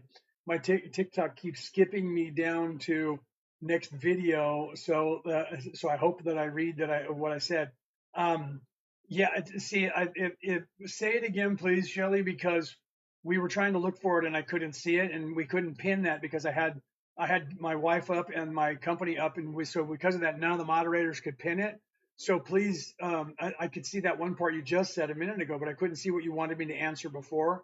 So please type it again so we can pin it, so we can talk about it. Because yeah, see, that's what TikTok's doing, is it's trying to limit people and it's trying to skip you up to the next thing because they don't want you knowing about this stuff, right? So let's see. He said, I did put a request to talk because I needed to talk to you. Now that and I can't see the rest of it, it won't let me actually bring that up. But that's okay. We can. So yeah, if you did, just make sure that you put the information. Send us an email, right? Send us an email so that we can then get to talk. Because I also do spiritual life coaching and life coaching, so we do a lot of things. And if you want to learn and figure this stuff out, let us know. Send an email to us, and we will make sure that we do that. So what about? She wanted to join the live. She requested to join the live because she's going away. She wanted to use thanks and gratitude. Oh, okay. I'll say, I saw when you did that, but I wasn't bringing people up, so I apologize for that. I'm sorry. I was only bringing us up because I wanted to get Merlin&Maeve to. There's Sage in the background right there looking in. Hi, Sage. Wave to the people. Sage in the background. So I wanted to get both of them having airtime because when you get on someone else's show, it also counts as airtime and unlocks some more stuff. So I apologize for that. So what about all the flooding and burning of property? We just pray for healing and regrowth. That is the natural way that the earth actually cleanses itself. One of the ways is that way. You have to remember, the earth works with air, fire, water, and earth, air, fire, water. So the earth cleanses itself that way. Fire, water, floods, rain, storms, fire from lightning, burning down things from the earth, earthquakes from the earth, right? And from all these things, from air, the wind blowing and knocking things over and destroying things. Okay, so that's the natural order of things. We as humans, we get in the way of that, and sometimes we don't allow deforestation. So the earth has to cleanse itself naturally because we're not going out there and helping the earth. And everyone says, no, we're supposed to do that because it's the earth's natural thing. Well, when a fire starts, it's kindling wood, and the fire gets like crazy. Stupidly, I astral traveled after drinking Sprite or spirits just to say that, right? Well, just let me see over here. I got to go over here and open it up on this side. Say I went to a negative dimension. It's very possible that could happen if you drink too many spirits or you do too many of those things that I was talking about earlier from those plants that grow on the planet. You can go too far, and then you'll have different things happen. People have those out of body experiences where they go to the center of the universe and they see the creator and they don't want to come back. The near death experiences, near unalive experiences. I'm sorry about that. I was saying NDE TikTok, and I just said that word with the D. I apologize for saying that. I was talking about near unalived experiences where people go out of body, and different places they see different things, right? They haven't been burnt into build smart cities. Well, there is a possibility, my friend, Overcomer, that that is why they were doing that, like in Hawaii and they're in LA, where they were doing that because they were trying to do that. They're clearing the way because they want to do that, right? So we, as a collective consciousness, need to say no, and then they can't do anything about it. They're going to try and keep doing it, right? Is God returning to the earth? If so, when? That storyline that you're talking about is a storyline that Constantine created when he decided that Jesus was not just a man, that he was not just a prophet, that he was not the son of the creator, that he was in fact the creator. And they created the Trinity of the Father, the Son, and the Holy Spirit. And then they told you that Jesus was God because he was the Word of God. And if he's the Word of God, then therefore he must be God because he's speaking. Right. And Jesus said, no, I'm not that. Jesus never said that I am God. Jesus always said, I'm the Son of Man and I am here and the God creator. He was channeling his Father, and his Father would speak through him. He was not his Father. His Father was speaking through him. Jesus never said, I am going to return. I will be here. When he did, he was talking about his death and resurrection, not coming back after that to come get everybody. Jesus never said, wait here, I'm going to come get you in a Volkswagen bus. Okay? Jesus said the way to heaven is through me, not by waiting for me to come back. The way to heaven is within me because of what I'm doing. My way of showing you is the way for you to get to heaven. Look within yourself. Read what Jesus said. Jesus never said, I will come and get you again. I'm coming to return. That is something that humans created when they were creating the religion and taking over the religion in the late 200s, early 300s, like 329 AD, when Constantine, the emperor of Rome, the Caesar in Rome, was then creating the Christian religion the way it is today to control people. And I am coming from a theologian standpoint and a minister in 4 different religions. I'm not coming to you from a guy who's just some dude on the street who thinks he knows what he's talking about. Okay. That was done in a direct attempt to control the people with that religion and make it more warlike, because the religions that are the 4 big religions, 5 big religions on this earth currently, that you have the Muslim religion, the Christian religion currently, the Hebrew religion, and what's the other one that I'm thinking about? Well, the Viking religion has been turned into it. All of those religions are warlike religions. They are created male-dominated, masculine, male-dominated, monotheistic, warlike religions. The Greek religion, even though there was a pantheon of gods, you had one god at the top, warlike religion. The Roman gods, you had many gods, one god, male god at the top, warlike peoples. So all of these religions throughout the world that are warlike and aggressive, and those are monotheistic, controlling people religions. The samurai way in before the Bushido, before that with the samurai, was very warlike culture. Okay, so those are the ones that are the aggressive ones that usually stay, and the ones that are feminine usually don't. Ethiopian Bible, does it tell closer truth? Yes, it does. So all of the books that were taken out at the Council of Nicaea, the first and second Council of Nicaea, disappeared, and Constantine was trying to burn them and eradicate them. And a sect in the church at the time, the Ethiopian sect, said, you're not doing it, and they left with their Bible and they went home to Africa. The Eastern Orthodox Church from the far east of the world said the same thing. We're not giving you this, and they're leaving. And they took their Bible and they left, and they would not allow the Western world, the Romans, to change their Bible. The Essenes, who was a order in the Christian religion at the time, they said, no, this stuff should not be taken out of the Bible. Constantine said, unalive all of them, get that information and burn it. So they ran and they hid it. And we know they hid it because we found it in 1947, 1948 in the Dead Sea area, and we call them now the Dead Sea Scrolls. Everyone since then, the church said, no, it's not really true. Those aren't real. And now when the Ethiopian Bible opened up their book and came out, and the Eastern Orthodox Church did, guess what books were in those Bibles that they had? All the books that were taken out by Constantine that were now we call the Dead Sea Scrolls. Okay. So, sorry, and then that I didn't know what was pinned just now. I didn't get to read it, baby. I'm sorry for that.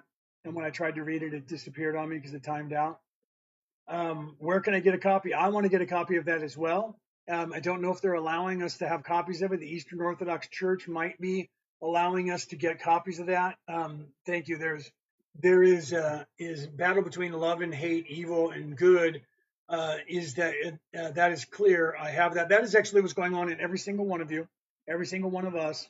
That battle is the battle between your ego on your left side, the devil on your left shoulder, and your conscience, the angel on your right shoulder. That is the dichotomy that is going on between any of us, and inside your head there is at least 2 narratives happening, and probably a third one because your thinking mind is thinking, and maybe a fourth one because your higher self is thinking. Okay, you have the ego that is saying, do that, man, you're the greatest in the world, or look out, we got to pay rent, we got to do these things. It's either telling you all the fear, or it's telling you that you're the greatest in the world and do whatever you want to do. That's the ego. Then you have the conscience, which is the opposing point of view that says, don't do those things. You wouldn't want somebody to do that to you. That's wrong. You know that's wrong. Which one of those you listen to is going to determine your archetype, and you're either going to become a narcissist and self-serving, or you're going to become a person that's in service to others. As you expand your consciousness, with that stuff that's going on that we were talking about, those things that you can ingest or inhale, or your meditation and prayer or your lifestyle will then raise your consciousness to the point where those loud noises that are your ego and your conscience will become lessened and will not be so loud, and you will only hear the thinking mind. And then the thinking mind gets quiet when you start thinking with your soul mind, your spirit body. Okay. So Reiki attunement course, you can see my wife put it up on the screen right there. Reiki attunement course coming up that we will be doing on Zoom. So if you're interested in getting a Reiki or a Reiki One course for 2 days on Zoom, what about human DNA? We'll get into that, sir, in just a second. Definitely. So the Reiki One course, if you want a Reiki attunement to be a Reiki practitioner, we'll be doing that on a Zoom call, 2 days for probably 6 hours for 2 days on a Zoom call. We'll not be live on air like this. It'll be a classroom setting, and we'll email you a book that you guys can print out that you can have to keep, that is ours, that we made for Reiki One. We'll teach you these things. We'll do a presentation first, and we'll have all this stuff on the screen for you to read, and then we can email you the entire book for you, and you can print that out and put it and keep it for forever. And we'll be doing that. So what about the human DNA? So contact us at Merlin&Maeve at gmail.com for that information as well, or any of these courses, or a psychic reading, or any of that stuff that we do. Distance healing, we also do that. Spiritual life coaching. Okay, so the human DNA. A lot of people said that the human DNA, well, we have 7 aliens that came down here and they used that DNA to create the human. That's not how it worked, but we do have 7 different DNAs from 7 different beings. But it wasn't a petri dish where some scientist who's in the 3rd dimension created us. That's the story that tells you Anunnaki again. Let's get away from that. That's a lie. They made that up. So, and the scholars say that, and watch Matt LaCroix stuff. But the human DNA, our human DNA, when you take numbers, when they take the number system of the human DNA and translate it into, here, let me drink that last bit if you're going to give me another one.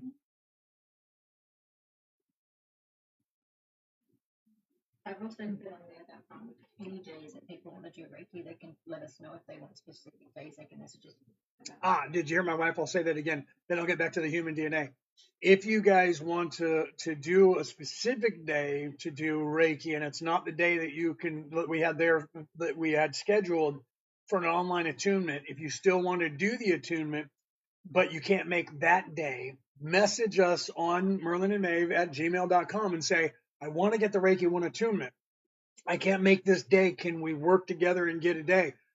I will do that to where the Zoom call is just one-on-one. It'll either be, Brooke and myself, or Brooke or me, whichever you feel more comfortable with.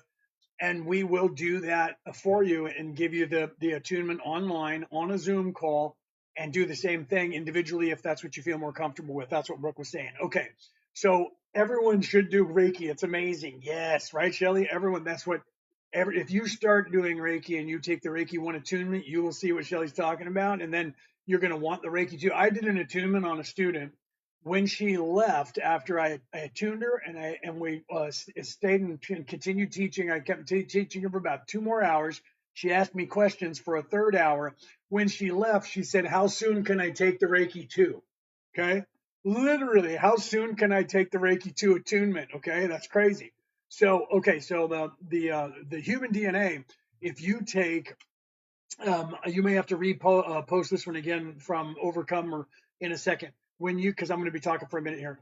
When you take the DNA strands and you get the number system, the mathematical equation of our DNA, if you take those, and they're doing this in science, and back in the Yiddish with the Hebrew or Sanskrit, all the letters coincided with numbers. When you take the numbers of our DNA strand and you turn them into letters, it actually spells out Yahweh. It actually spells out, I am God in flesh. Our DNA transferred from the numbers of the mathematical equation of our double helix into words says, I am God in flesh. Okay, what about the eyes as the black, I don't know what that says. Oh, the Black Sea area. Oh, and then it went down off the screen. So I'm sorry, baby. I didn't get to read all of that even when you pinned it a second time, because I talked too long and it went off the screen. So yes, right. That's crazy. It actually spells out, I am God in flesh, Yahweh. What's that? Thank you, baby. I'm so sorry. I'm trying to answer you guys' questions as fast as I can, so please bear with me if I take a little bit longer and we miss some of your guys' questions. We have cross in our bodies as well. The Christ oil that we have, right? Wait, let me answer this one first. What about blue eyes? Say that it's the Black Sea area, and depending on, and then I can't read the rest of that because it doesn't allow me to open it up. The eye, your eye color is determined by, well, and where we got the blue eyes from. Well, if you look at when babies are born, it doesn't matter what color eyes you have. When babies are born, all babies have blue eyes. Ask the doctors this. Even babies that are going to have dark brown eyes start off with blue eyes. Okay, why is that? Okay, we're not exactly sure, but I'll tell you that it has to do with the God energy. Okay, I'll tell you that it has to do with God energy. And I know some people who have brown eyes are going to get mad at me because they're going to go, God is not European. It has nothing to do with a physical race here on earth at all. Okay, but it has to do with the creator of the universe. And we believe the creator of the universe has blue eyes if there is an eye that could be used as that, right? You are doing a great job, both of you. Thank you. Yeah, you guys fire questions so fast at us that it's hard for me to keep up with all of them, but I try to do that as quick as I can. Babies start out with blue eyes or gray. See, Penny, they start out with that and then they develop into a color as time goes on. So we believe that blue eye is the eye of the soul. It is the eye of the energy of the God. It is that Higgs boson. It is that God energy, and then they get solidified in the 3D.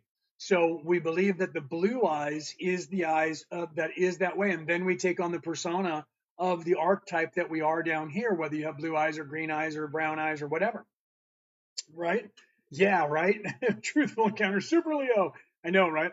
I'm sorry, I have to ask now, what colors are your eyes? My eyes, right now, I don't know what color they are because there's not a lot of light in here, but my eyes are usually green.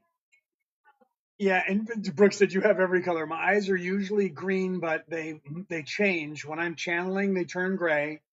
And then depending on what I'm wearing, because they're considered hazel, depending on what I'm wearing, they'll change colors. If I wear black, they turn green. Yeah, that is no, they're not hazel, right? I knew it. Yeah, so I don't have the light on in here, and I had turned off because yeah, they're green and brown. My buddy used to tell me, he's dead now, but he used to tell me my eyes were, his words were, shit Pringle green is what color my eyes were, right? But when I'm channeling, that's why I keep trying to pull my glasses up when I'm talking, but I have to put them down to read. In fact, if you turned on that overhead light, they would probably be able to see me better. You can see the light in the reflection from over there. And the window here was washing me out earlier, so we have the blind down because I'm sitting at a desk with a window here. And so we turned that off. So now you'll be able to see my eyes a little bit better because the light is up here. They're not red though. They look red. No, look, they're not red, my friend. They're a green color. Right? What color are they right now? They're gray at the moment. So they're gray right now, and that's because I'm channeling. But I have blue, brown, I have blue, I have green. So when I'm channeling, this is Sage. She was waving in the background earlier, and I said, "Say hi." That's Sage. Right She's there. my angel. Hi. She's the little angel. So literally, so when I'm channeling, they turn very gray. And right now, because I'm channeling my higher self, yeah, leave that one on. It's okay. So because I'm channeling my higher self as I'm talking to you, they turn that color, right? My eyes used to be blue, now they're more green. Where you are in your spiritual development will determine what color eyes you have, my friend. So, and even people that have like brown eyes, when they start channeling, they're like, my eyes are freaking gray. What is going on? Right? When you're channeling and you move out of body, it's weird that your eyes reflect that they do. And I think that goes back to that blue being the God energy and so the different colors that we have here, whatever colors your eyes are, as you start moving, right? Isn't she beautiful? She's cute, isn't she? She's a cutie. Shelly said that Sage is beautiful. She's a cute little angel, isn't she? So she looks like her mom, thank the gods, right? So literally your eye color changes depending on what you're doing. And sometimes you can't see that, like what's his name that channels Bashir? He closes his eyes so you can't see his eyes. That's just the way Bashir works, right? He's bombastic like that. I know him up there. He sounds just like that, talks like that. He's very loud and bombastic, and it's just his personality. It's who he is. I haven't met the gentleman down here that channels him, but I know his soul as well up there. So we just haven't met in the physical down here yet. At some point we will. But literally, I follow him and he follows me on TikTok. The legit him follows the legit me on TikTok, and I watch his stuff. He watches mine, I'm pretty sure. So, because I love when people ask him about Jesus. You should hear what Bashir says about Jesus. I can't. Look at that. I'm doing the thing. There's a layer of cake. There's water trapped underneath it. That's kind of cool. When you spin it again. Okay, guys, my wife just brought this in. I want to show you guys this. If you look, this is actually Ormus right there. I don't know if it's focusing. We're actually making Ormus. This is the cake layer of that white gold that they say the Anunnaki was coming here. You think they were coming here for gold. They were coming here for this if they were doing anything, but they're not real. But this is Ormus that we're making, and my wife was washing it, and she said, "Look at this, because if you look, let's see if I can do it without disturbing it. Look, there's a layer of the cake, and there's water trapped under it. Now I'm disturbing it, but it was actually stuck under it." And she's washing that because it's seawater that we create, and we rearrange it or orbitually, and there's a ritual that we go through to do that. I can't tell that secret to that, but if you're an alchemist and you're curious into that, then give me a call and we can talk about the price point for that. I'll teach you how to make that because I use the ancient Cleopatra method. They used to call it Cleopatra's milk. So this goes back thousands of years, and hardly anyone on this earth makes it this way because it's the hardest way to make it. Everybody else uses different things. That's a quick way of making it so they can make a batch in a couple of hours. This that I take can take days, weeks, or months to make it. And it's called the wash method, and it's really hard to make, but it is the purest and the strongest. And it is also the closest, if you're an alchemist, it's the closest to mana. And then I'm going to start making mana soon once I get the actual chemistry down of what exactly, because I know what I need and I know how to make it, but I just don't know how much.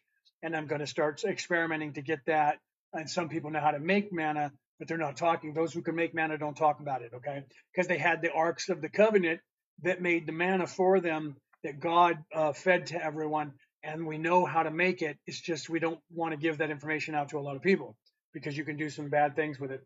What about Rh negative blood? Okay, so the Rh negative blood only goes back 10,000. I'm Rh negative, right? Most of my family's Rh negative. Weirdly, like everybody in my family's Rh negative and their kids. Okay, I'm on type O. I'm type O negative. Brooke is as well. Okay, so literally the Rh negative factor means that you're actually not primate. Okay, you don't have any primate. You're not from here. Okay, so you have no African DNA. You're not from here. So everyone says that the story of the out of Africa theory. Well, that's just not true because people like us, anybody who has the Rh negative, and you don't have to be type O to have it. Some people have it, they're A negative, B negative, the like. You have that negative factor. That means you're not from here. Okay.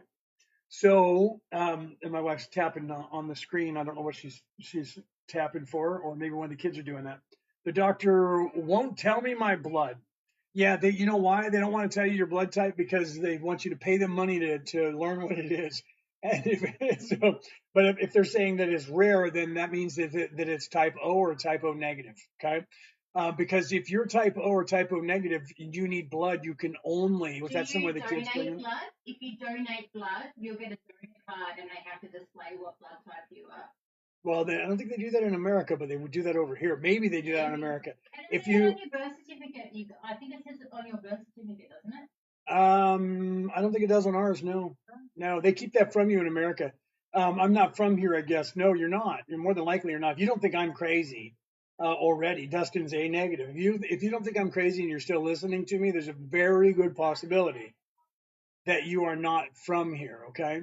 So, but yeah, if they tell you your blood type is rare, then it's got to be you have the Rh negative. It's probably type O or type O negative, right? If you are type O or type O negative, the only blood that you can receive is type O or type O negative. But if you're type O or type O negative, you're the universal donor, and you can give blood to anybody else because they can take your blood. If you're type, but you can only take type O. Yeah, only O neg, right? but not O positive. So O negative is the most rare. What does it mean negative? Negative means that you have the Rh negative factor. Rh negative factor means that you don't have any primate DNA. So you don't have any African DNA in your body. You're actually not from this earth, because let me tell you why. In history, the science has been looking for all of these blood types and genomes from all the people. When they look for the type O negative DNA in corpses that have been mummified or whatever in the world, the type O, anybody that has the negative, not just type O, but type O is also very rare. The 0 point, weirdly, for the type O and type O negative blood type is the west coast of Spain, where today what the west coast of Spain is. That is the highest concentration of people who have type O and type O negative DNA. Okay. And the people are all over the world now, but that doesn't mean we're all Spanish, right? I am, mostly Viking. So it's possible that because I can trace my bloodline, I can trace my DNA. I went through Ancestry, and you spit in the thing and you send it off, and I actually come from there and a few other places, right? I'm a Celt Viking that comes from Scandinavia, and Scandinavia is basically that area, right? So that's where it originated, and then it moved out to the rest of the world. When they look back in history and try to find that, they cannot find any Rh negative factor DNA in any corpse past 10,000 years ago. 10,000 years ago, they appeared on the planet. We can't find them. Russian, Spanish. Well, there you go, brother. You're also a Scandinavian. So you're a Viking. You're a middle Viking. You have the far north, and then you have the southern Vikings, and you're that middle Viking with the Russian. You're from that Russian Spanish, right there. And Spain is down in Western Europe. Russian Spanish. That's Viking. The Russians were the Rus, the Rusians, the Rus clan of the Vikings, right?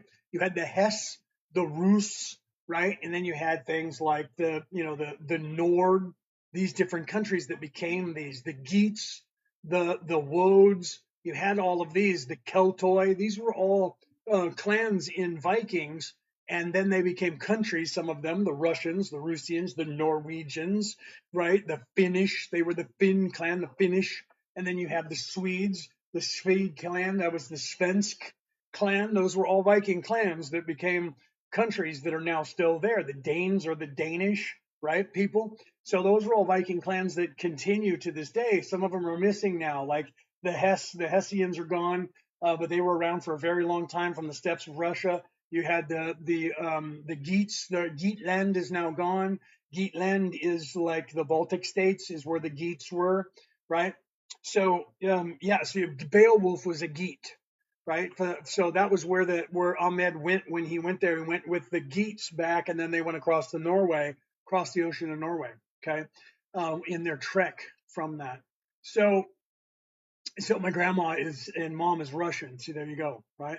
So I'm O negative. So the Rh negative factor says that you don't have any African DNA. You don't have primate DNA. So when they say that we all evolved from apes, there is a group of people on this planet that don't have any ape DNA. So they did not evolve on this earth. Their DNA is not from this earth. Their blood type is not from this earth, okay? And they can't find it past 10,000 years ago, and they don't know how it got here. It just spontaneously became here on earth 10,000 years ago, and they haven't figured out anywhere on the planet so far that they can trace that DNA past. There's a wall at 10,000 years ago, and they don't know how it got here or who belonged to it, okay? I can tell you that it comes from the Patal. When we got here, that DNA, it became here, but that we're not just here 10,000 years ago, but that's when it manifested into this beingness on the earth because of so many of us that got here and came in to help fix this place at the time. In this reality, right? It could have been a mutation. That's what they're trying to think. But how do you mutate out a DNA and have a blood type and a DNA that won't accept any other DNA? How does that become a mutation? You can't mutate something unless the Anunnaki came here and designed it. So those people jump on that immediately and said some aliens tinkered with our DNA. Okay. So literally, if say Brooke is type O negative, if her and I are trying to breed and I'm not type O or type O negative, and the child gets my, say A positive, right, or B positive, AB positive, her DNA will try to kill that fetus, and she'll try to have she'll end up having a miscarriage, unless she takes medication to stop it from happening. The other way around, if say I'm type O negative and I impregnate a woman that's O positive, AB positive, B positive, and the fetus becomes O negative, that fetus's DNA will try to reject the mother and kill the mother. You can look this up. This is not me making things up. You can look this up. Why is that? Because if the body goes, this is not normal, it is alien to me. So if the body naturally rejects it because the antibodies are non-existent. So if it was a mutation, it would still be married to the DNA here. Even if somebody changed it, it can't spontaneously mutate that far away to be alien. Okay, even science knows this. You can look this up, my friend. They will not say it's a mutation. At first, they said it's got to be a mutation, but then when they started realizing that it was having issues where it was trying to kill the other one off, and the persons who are negative can't take the other blood as a blood infusion, the body will reject it, and it will become poison to them. Then they have to have type O. I'm type O. I have to have type O negative. I am type O negative. I have to have type O negative blood donated, or type O without the positive. Okay, so if it's just type O and not positive, I can take the blood. If it's type O negative, I can take it. Any other blood, I cannot take into my body. My body will reject it. Okay, and they don't know exactly. Jesus, why is this? Right? I always need blood. Wait a minute. What are you saying there? I always need blood transfusions after my mens. If you get too low, it's bad. That's because you're bleeding too much, right? There's really not much you can do about that. If you're bleeding that much, that is one of those things that does happen. If you look into the Bible, there was a woman in the Bible who was bleeding all the time. She had that, they call it a disease, but she had that disorder in her body where her body wouldn't stop menstruating, right? And in there, of course, they called her unclean and said she was evil and that God was mad at her. It's a guilt trip that the religions use for controlling people. You're blind in this life because you did something bad in the one, and you have a karmic debt. That's where they get that karmic debt idea from. So you're one of those people that, for whatever reason, you bleed longer and more than other people, and because of that, sometimes you bleed too much, and your hemoglobin gets too weak, and you need a blood transfusion, right? Thank you. Yes, yes, right. Yeah, and you know what you're talking about. Thank you for that. So, so yeah, you just have to be careful if you have that, right? Carrot is fiction. I'm not sure what you're saying there, my friend. Carrot is fiction. Yeah, I don't know what you're saying there, brother. Let me know. Let me know what you're saying there. Yeah, I'm not sure what that meant. Where is the Ark of the Covenant? There are many Arks of the Covenant. If you watch, there's a show on Gaia about the Knights Templar. I watched only the first episode, but if you look on Gaia, and I don't get paid by them guys, so I'm not promoting them because I'm getting paid. Okay. If I didn't like Gaia for a long time because I thought they were very draconian, and Brooke, my wife, said you need to see this. Get over yourself with being angry with Gaia, and you need to see that they are changed their ways and they're very spiritual. And I said, okay, so all right, let me give it a shot. So she turned on this video about the Knights Templar. They did a whole series on it. 2 Templar Knights, one of which I know, but didn't know he was a Templar Knight, the guy who's the host, and the Grand Master of the Templar Knights. And they start talking about the Ark of the Covenant. And they said there was more than one Ark of the Covenant, and there may have been as much as 100 or more Arks of the Covenant. And the Knights got a hold of many of them, and they're hiding them because the Arks of the Covenant make Ormus. A tarot is fiction. Oh, and tarot is fiction. No, actually, it's not. So, carrot, don't know what you were saying there, being fiction. Tarot is not fiction. Tarot is a form of divination that people made. That if you have abilities, it's a tool that you use, just like a wand is a tool that you use. You don't need that wand. You're the wand. You don't need that tool. Eventually, you can learn the skill without that tool. The tarot is a tool that people use to use in mediumship, and they channel that information into the cards and asking questions. It's not fake. You're just being indoctrinated by some religion. I don't know what your religion is. But whatever religion you are, it's probably one of the big four religions, and they indoctrinate their people into believing that anything is not being done by that church is evil, and you need to stay away from it and run from it as fast as you can. We are the tool. Thank you. You're absolutely right. We are the tool, and we are the conduit. And sometimes you need a piece of something to say, Expelliarmus or whatever. And then eventually we teach you don't need that tool because you're the tool. Okay. So you just have to look at that. What is that you're saying there? Let me go up here. Are there space beings on the oceans and on this planet? 86% of the population of this Earth, my friend, that is down here currently, the souls that are inside these avatars are not from here. So if you're talking physical aliens who came from another planet in a car that flies in space, there are some of those too.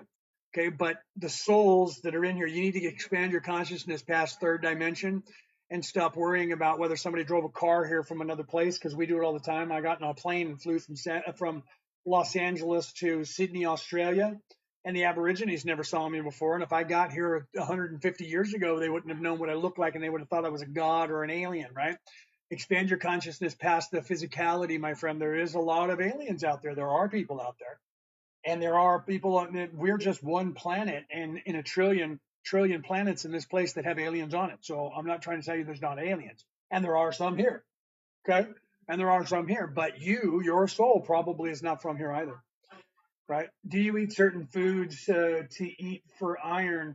Yeah, you always have to eat foods, but you don't want to have too much iron if that's what you're asking about.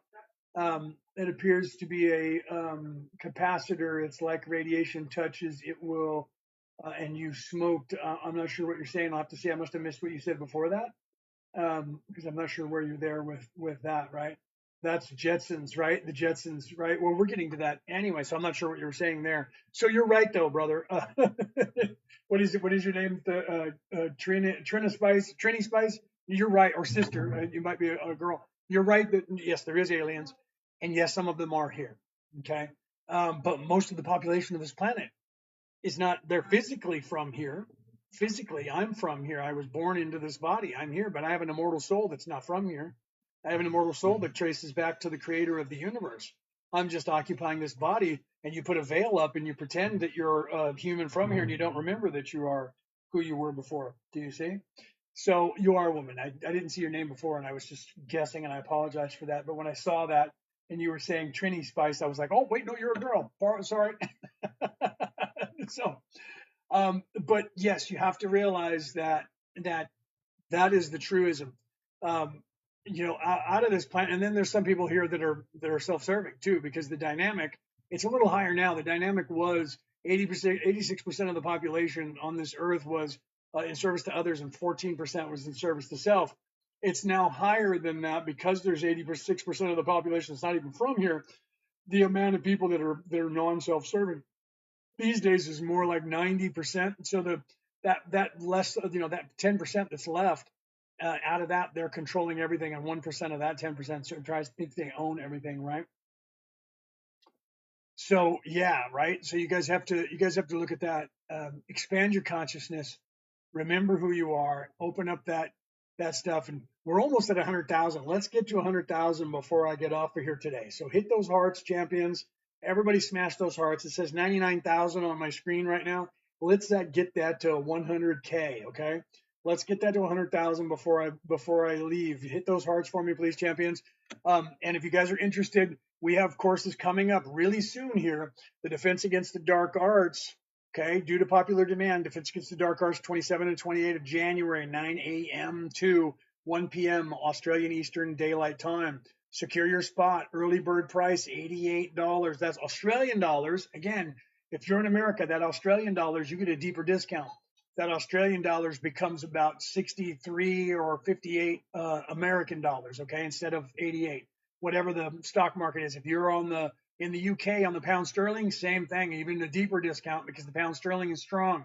The euro, same thing. You guys are somewhere between 68 and 58, somewhere in there. So it's not $88. That's Australian dollars.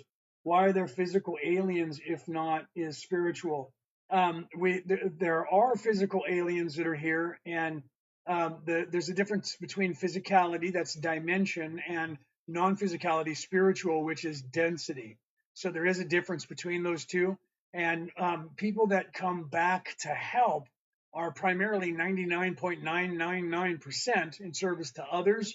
So you have people that are not from here that would be considered aliens, but they're not physically not from here. And most of you on this planet are from a higher plane of existence. You're not even from this one. You've already done this. Almost 100% of you have already done this, and you've come back to do this. Okay. So, in the strictest sense of what is an alien, being third dimension, someone who's not from the place you're from, anybody that's not from the country you're from would be considered an alien because they're alien to your country. So, anybody that's not from the earth would be considered an alien in the physical. And if you're in the spiritual, you would also be considered an alien. So, my physical body's not alien to this country, but my soul is alien to this world because I'm not from here. My physical body's alien to this country because I was born in the United States and I'm in New South Wales, Australia. So I am an alien to the people who live in Australia because I'm from America. So it depends on what you're looking at, right? Reiki and healing comes naturally to some. Yes, most people that get attuned as a Reiki practitioner are already healers, and their higher self is trying to get them to do that because they're waiting for you to catch up to be a healer and continue by opening that conduit even more and working with it, right? Right. So Misty says, you said, is that Misty Man? Misty Man said, I remember at age 4 asking inside, why did I come here? You came here, see, you were veiled, but you were awake enough to realize that you came here, right? So you were not quite 100% veiled. You were unveiled enough to go, why did I come here? You knew you were from somewhere else, but you didn't have enough of an unveiling to remember why you came here, right? You came here to do something.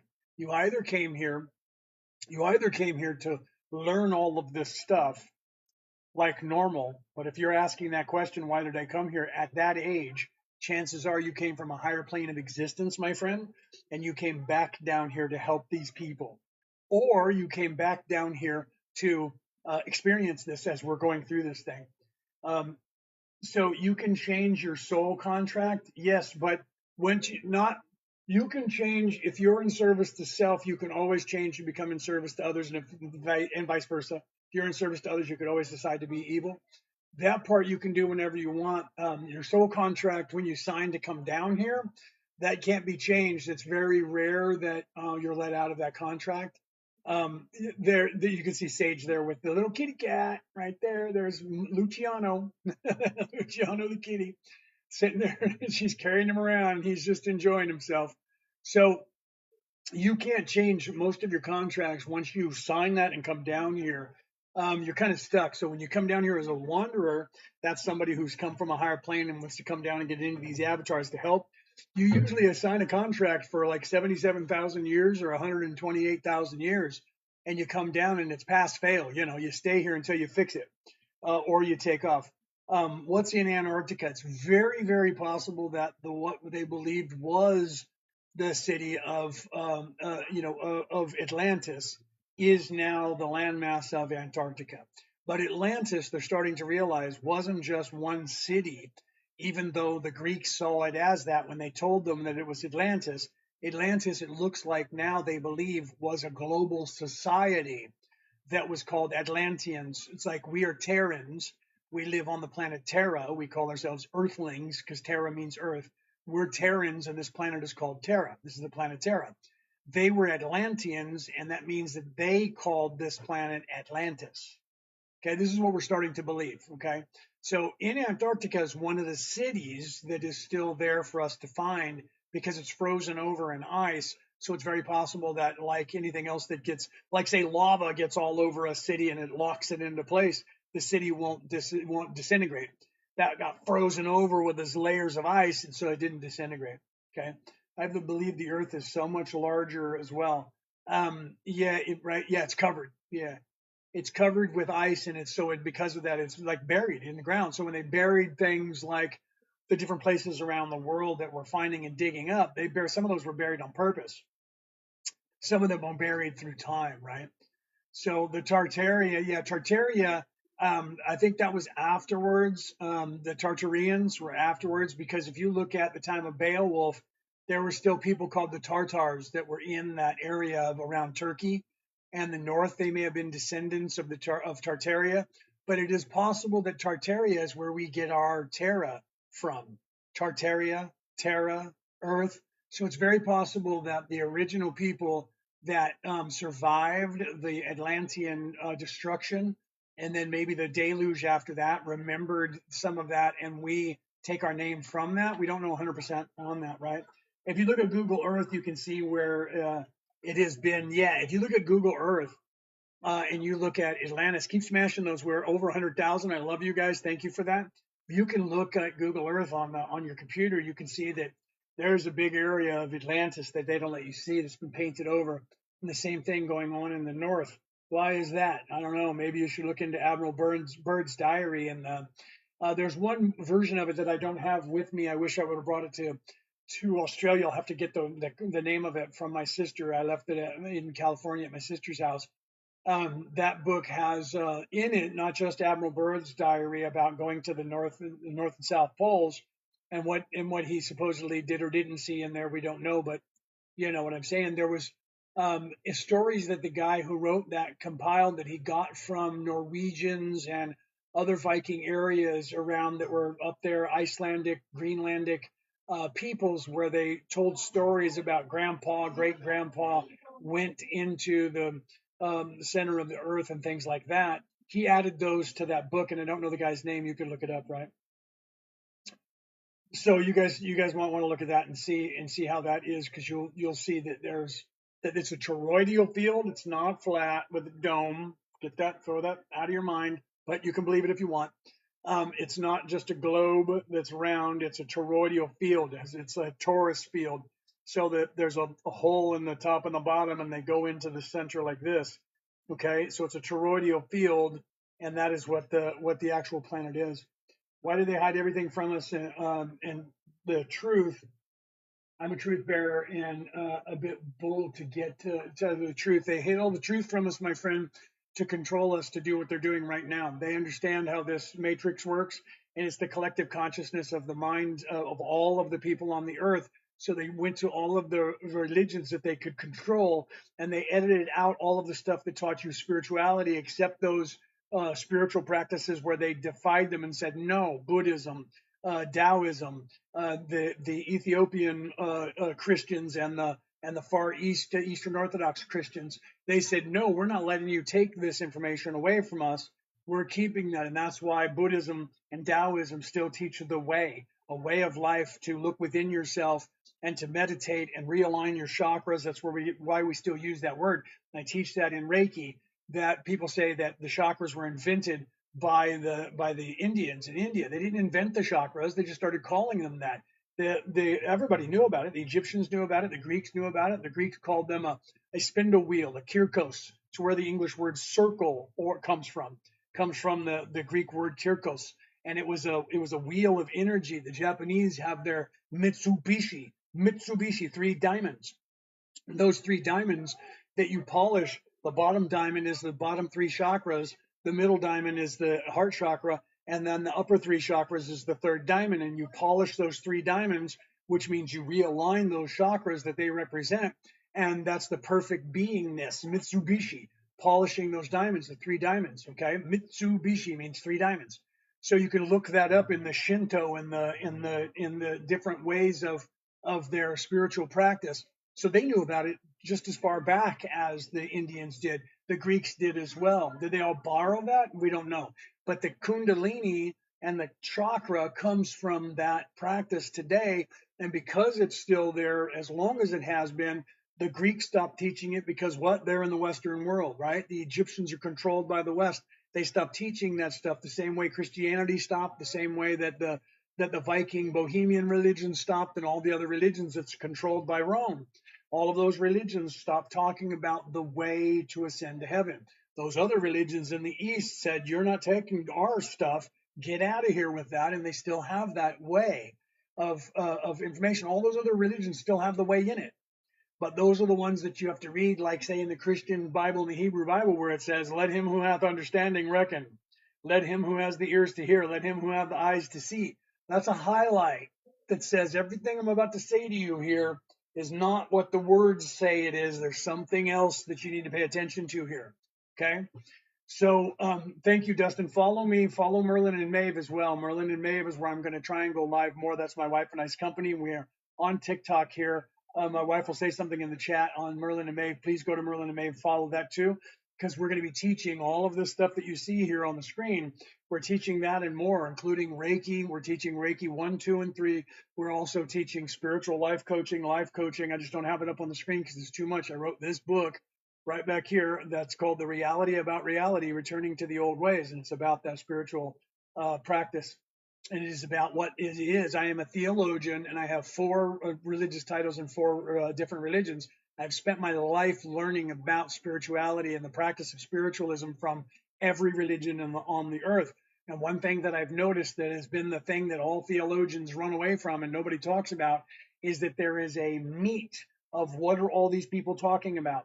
Everybody runs after the scroll. Who's got the oldest scroll? Where's the oldest scroll? They all borrowed that from this one. We got to find the oldest scroll. And I started looking about what is it that they're talking about in these scrolls. I'm going to chase those scrolls too, but what is it that they're talking about? There's one theme. The theme that all of these religions, so-called religions and practices, that the person that was human who was teaching and who was that rabbi, who was that teacher, who was that magi, who was that person, that Sufi, that was teaching, what were they teaching? They were teaching you a way to graduate from this place to the next world. And that way is within yourself. Okay? Oh man, low energy salt and water for me, right? So yeah, don't do that. Dream walking, interesting. Yes, dream walking is the beginning to learning how to astral project and to learn how to go out of body and remote view and do those things. It's a shaman training that I received. You have to learn to control your own dreams, become awake in your dream and not in the dream. And once you start realizing that, and here's the secret. I'll give you the secret to astral projection, dream walking, out of body experience. Here's the secret. The secret is there is no difference between your dream state when you're sleeping, your dream state when you're daydreaming, this place where you're at here, or when you're astral projecting. The only difference in any of those places and any of those things happening to you is your perception of what you think is happening to you. All of them are the illusion, just like this place. There is no difference. They are all an illusion. So is this place. It's an illusion. It's not happening. It just thinks it's happening. You believe that it's happening because you were told that it's happening. This is actually an illusion. If you don't believe me, look at Taoism. In Taoism, Lao Tzu said, he who can create their own illusion, live in that illusion, and stay there will find the way to heaven. Okay? So that's a proverb by Lao Tzu, who wrote that in 634 BCE. Okay? And that's in the Tao. Okay? The Tao Te Ching is the book of the way, right? So look at that, right? You should get people to share the live. Yes, share my life. Share this out. That's what we're here to do, right? We're here to talk about it. I've been on here for 3.5 hours. That's what we're here to do. And we're going to, when I go on Merlin and Maeve, we're going to try and go live on Merlin and Maeve. We've been doing that, but they're only allowing us to have like 10 or 12 people in right now because we've only been live for a couple of times, right? Is eating gold good for the human? It's not going to hurt you if you're actually talking about the actual physical gold, like they put it in Goldschlager, or you put it little gold filigree on top of a cupcake or a cake and you eat it. It's not going to hurt you. It's actually good for you in many different ways. I make colloidal silver and colloidal gold, and that's infusing the silver into water, or infusing the gold into water, and the gold leaches out into the water, and then you drink that. Those will actually help you in a way that's crazy that people don't realize. Just like Ormus, it's the building blocks of the universe are in those properties, and when you put electricity through the silver or the gold, it leaches out into the water, and then you get a certain part per million of that chemical from that gold or silver. Like for instance, my brother's mother-in-law had lung cancer and had one lung removed, and she still had lung cancer, and they said she was going to pass, and she wouldn't live long. and she found colloidal silver, and they said, you probably have 3 to 6 months, and then you're going to go. So she said, I'm going to try whatever I can try. And she found colloidal silver, and she drank colloidal silver every day and lived for 20 more years. Was it the colloidal silver? Some people think that it wasn't, but I got to tell you, I think it was, right?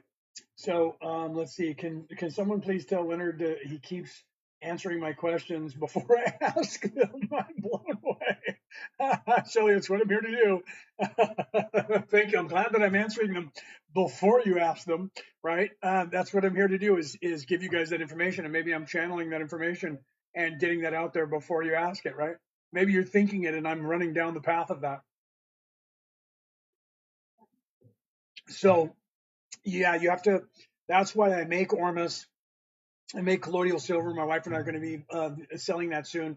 Once we get it, we have to. There's certain things that we have to go through to put the information on the package, and we have to submit that because we're in Australia. Just like if I was in America, we have to submit that to the government here, and they have to make sure that I'm not doing something that's going to hurt people.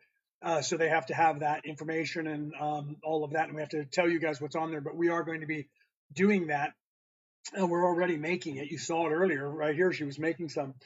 So we're already making that stuff. And I can also teach people how to make that method, but you have to be really careful about it because making Ormus that way, I can also teach you how to make colloidal silver or colloidal gold. Just email us and tell me that you want a course, you want to learn that, and we'll give you the information to do that course. If it's one-on-one, most of the time it'll be one-on-one for that kind of stuff. And then we'll give you our price point for that because you have to realize that I'm giving you a product that you can then make and sell. So if I'm going to be doing that, you'll be a competitor if you're in Australia, right? To sell that stuff. I'm not trying to conquer the world. I'm trying to wake everybody up. That's why I'm not afraid of that, right? I know the physical body. We're in Australia. I'm in New South Wales, Australia, my friend. I'm in Woy Woy, New South Wales. It's about 68 to 73 miles north of Sydney. I know psychic abilities are real. A lot of them happen to me. I can't control them. If you want to learn more about that, send us an email right here at Merlin&Maeve@gmail.com. Send us an email saying that you want to learn more about that, and we can set aside a time for you, and we can teach you how to control that stuff if you want to. You're in Victoria. Oh, okay. Yeah. So yeah, no, I'm in New South Wales. Like I said, over here, that's where we live. I moved over here because I married my wife, and I don't want to go back. I like it here, and I want to stay. Right?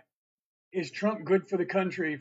Yeah, whether you like him or not, guys. You guys may not like that guy, but everything serves the all. First of all, okay. Secondly, he is not the deep state, even though he's related to them. I'm related to that deep state. I'm not the deep state either. Okay. Each individual has their own personality, whether they're in service to self or in service to others. He's self-serving in a way because he wants to get rich and he wants to be like that, but he also is trying to keep that stuff from taking control. He's coalition friendly, so he is good for the country and the world, whether you like his politics.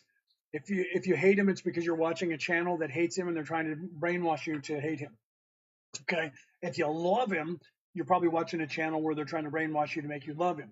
But people will not watch another channel, and I tell everybody you should watch everything because you need to know what's going on. Because those people that don't like him, they're not showing you his things that he says out loud.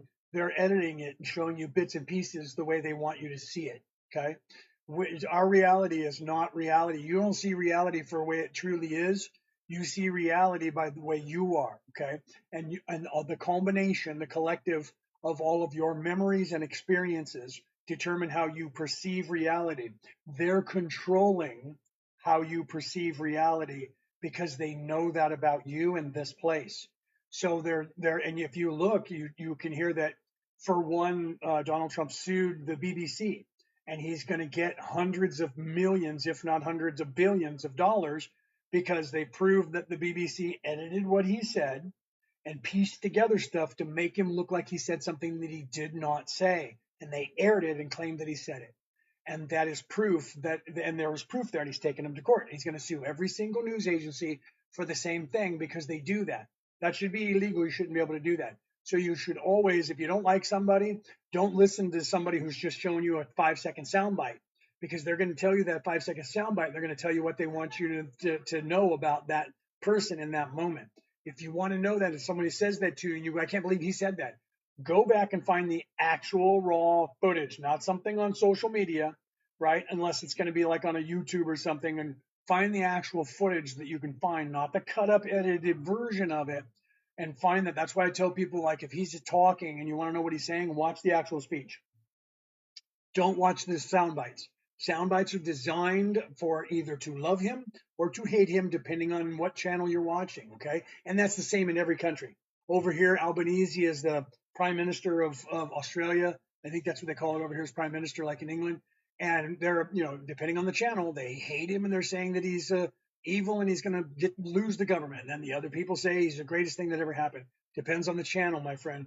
You have two kinds of people in politics: those who are progressives and those who are conservatives, and they are playing you. They are the same. There's one wing and the other wing of the same bird, and they're playing you, and they're pitting you against each other and making you think that one of them is better than the other, and both of them are just as bad. Okay, why do the priests? Why did the priests' breastplates light up when they were in with the ark? Oh, because of the ark itself. The energy that came off of the ark of the covenant would make things glow around it, because it was resonating at a vibration that could be toxic to you unless you were able to transmute a certain energy. So just the normal person, if you guys saw the what was that movie, the Indiana Jones, the first one, and they opened the Ark of the Covenant and it killed everybody that looked at it. Why? Because they were all self-serving, and they all looked at it. They couldn't look away, so they all got unalived. I apologize, TikTok, for saying that word. I was running over a movie, talking about a movie, and unfortunately I said that word. I apologize for that. So in the movie, they all looked at it because they were self-serving. They had to. They needed to see what was in that, and it melted them. Right? That's what they showed in there. And those people who were more pious, where he said, close your eyes, don't look, close your eyes. And you don't need to see that. You can't see the energy of the creator, because it'll burn you if you're not pure. So those guys who carried the ark were in a zone that was vibrant. I'm getting chills talking about it, guys. I'm getting goosebumps. They were in a zone that was so high in vibration, so you lost me. Yeah, something's happening with this algorithm on TikTok, and it's booting some of you guys out. I've noticed that you guys are coming back and going, dude, what happened? I was in here and then I got booted out. So the guys who carried it had to be pious enough and in a certain place, so that God's energy wouldn't undo them.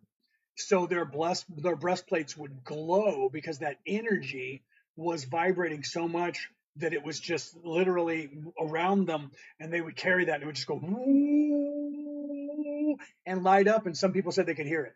Okay, so it's crazy. Yeah, it cut off. That it's happening to. Okay, when I talk too much about religion and things like that, because this app is being run by a communist country who they don't believe in religion. You can't have a religion. Me talking too much about spirituality, they usually tick me and say that I've been going against their stuff and saying too many things, and then they try to say that that I'm talking about misinformation and stuff. I love it because Mr. Trump, he's fulfilling a prophecy. He is actually he is fulfilling a prophecy, and they don't want you to know that. And they don't want you to think it. Right, but he was clipped his right ear. That's prophecy. Clipped his ear. When God chooses you, God will choose you and show the world that He's chosen you by making you bleed from the right ear. Right. Use different words. Then, thank you. You're right. Use different words. The Lord put him in the position to fulfill prophecy that we're very close to the end. So I agree with you. It looks like that. Just like the blue Kachina doll looks like that 3-Eye Atlas, doing the things that it did to get the attention of people to look up there, right? What about the book about Trump, the old book, Baron Trump? Yeah, right. I've read that. That whole thing's crazy, right? The Adventures of Baron Trump. That whole thing's crazy. It talks about it like that person was trying to show us a prophecy, right? And showing that Baron. Have you ever looked at Baron? I would not, because he acts like he knows something that you don't know. Maybe that thing really happened, right? I don't know, guys, but I'm telling you that whoever wrote that knew what was happening in the future, right? Last question, please. Okay, I'm being produced by my wife. That one more question, then I'm going to have to go because we're almost at the 4 hour mark. I will be back tomorrow at some time in the afternoon, maybe, or the next day. Look for me if you guys haven't been following me. Follow me on Merlin&Maeve. That's our account, my wife and I's account. That's our business. So I'm trying to start doing this over there so that you guys know where we are because of all of this stuff that we're working on to teach you guys. We want to make sure that we can get this information to you. Okay. Are they time travelers? I don't know about that, but time travel is actually possible in a way that you guys aren't aware of. You guys are time travelers and you just don't know it. I'll give you some homework. Look up the Mandela effect and figure out why there's some things that you remember and other people don't, and why they say that you don't remember them, but you do, right? So, yeah, right. Thank you. My Kelto is depleting in energy and needs to refuel. I do after time of channeling, it takes away, just like when you're doing Reiki, it takes all the sugars out of your body and it takes the energy out of you and the water, and you have to replenish that. And I'm at almost the 4 hour mark, which means I'm going to have to get some more food in me to get my electrolytes back up. So Mandela effect, that's what they call it. And the reason they call it that, real quick, and then I'll go. They call it that because some of you, if you're old enough to know who Nelson Mandela was, you're going to have one of three different scenarios in the memory of Nelson Mandela. Did Nelson Mandela, let's start with, did Nelson Mandela die in prison, or did he not die in prison? That's one memory. If you have that memory of him dying in prison, that's one timeline. Did he then get out of prison and become the president of South Africa? If you have that memory, that's a different timeline altogether. Did he die after coming out or in prison, but his wife became the president of South Africa? The first two memories are timelines that no longer exist, but people have those memories in their head. I have all three because I was in all three. The memory in this reality that did happen is that Nelson Mandela went to prison. He didn't die. He got out of prison, became the president of South Africa, and helped free the people and end apartheid in South Africa. Okay. America is the modern day Rome, or all over. And what happened to Rome? Yes. Well, America is the modern day. You pinned that. Didn't you pin that? No, I didn't. Sorry. Okay, guys, I'm going to have to go. I'm being produced now, right? So, yeah, I'll be back. Look for me. Follow me here. Okay. Make sure you hit that bell so when I go live, you know when I'm live. Okay. And then follow Merlin&Maeve and hit that bell on Merlin&Maeve because I'm going to start going live there as well, talking about this stuff. Okay. That's what I'm here to do. I'm here to teach you guys, and I'm going to try and give you guys as much time as I can. If you guys want to book independent questions with me, you can. I'm a spiritual life coach. I'm also a life coach. So if you want help in expanding your consciousness, please email us at merlinandmaeve@gmail.com. Let me know. There's people out there that can tell you that I do that, and we'll give you the price point for that. You can book me. I can help you to expand your consciousness and do all these things, or you can listen to my podcast, Orion Rising. Okay, it's out there. Orion, like the Orion Nebula, Orion, Orion Rising. My podcast by my name. Yeah, she's telling me hurry up. I'm just. Someone asked what the bell was. So, what's that bell? Yeah, that's the bell. It's you can hear the kids were playing with it, and she has. There's also one of the energy ones. One of the see, this is I don't know what it's called, but one of those singing bells, and it's the yellow ray singing bell, and she was also dinging that. Okay, so Nelson Mandela effect, timelines are shifting and timelines are converging. And there's a lot of people that have been from other timelines that have moved into other timelines. So there's a lot of time travel that's actually going on that people don't know about, right? So you guys should look into that Mandela effect and what's going on. Do you remember Tinkerbell flying around and going up to the screen and going poof on the screen with her hand in the dust going like this, and then she flew in the background and went over the castle? Do you remember that one? Because if you do, check Disney. They said that never happened. Do you remember the little guy from Monopoly having a monocle in one eye? Having a monocle in one eye, or none? The people who make Monopoly said he never had a monocle, but people remember that, okay? So why is that? Because those were different timelines that converged in this timeline. And I'll have to tell you more about that later, or you can read this book right here, The Reality About Reality, Returning to the Old Ways. That's on sale online worldwide. You can get that. And my wife is saying we're going to go live on Merlin and Maeve probably this afternoon, probably later today. So those of you who are in the United States, it's 5 p.m. on the West Coast and 8 p.m. on the East Coast of the United States. It might be too late for you guys, but if you're anywhere else in the world, in the UK, it'll be early in the morning. If you're in Australia, stay tuned. We'll be probably back live later on tonight. If not, it'll be tomorrow. Okay. Follow Merlin and Maeve, hit that bell, and know when I go live. Follow me, hit that bell, know when I go live, okay? I love you guys. I'll talk to you guys later. Thanks for being here. I try to answer as many questions as I can, right? Fruit of the Loom cornucopia, yes. Was that cornucopia there? It was, but now they say it was never there. How do you call a fruit of the loom without the loom, for crying out loud? I love you guys. Have a great night. Say goodbye to Sage. Oh, I'm pointing the wrong direction. Say goodbye to Sage. Hi, Sage. Say bye, Sage. Bye, everybody. All right, guys. I love you guys. Have a great day. I will see you later.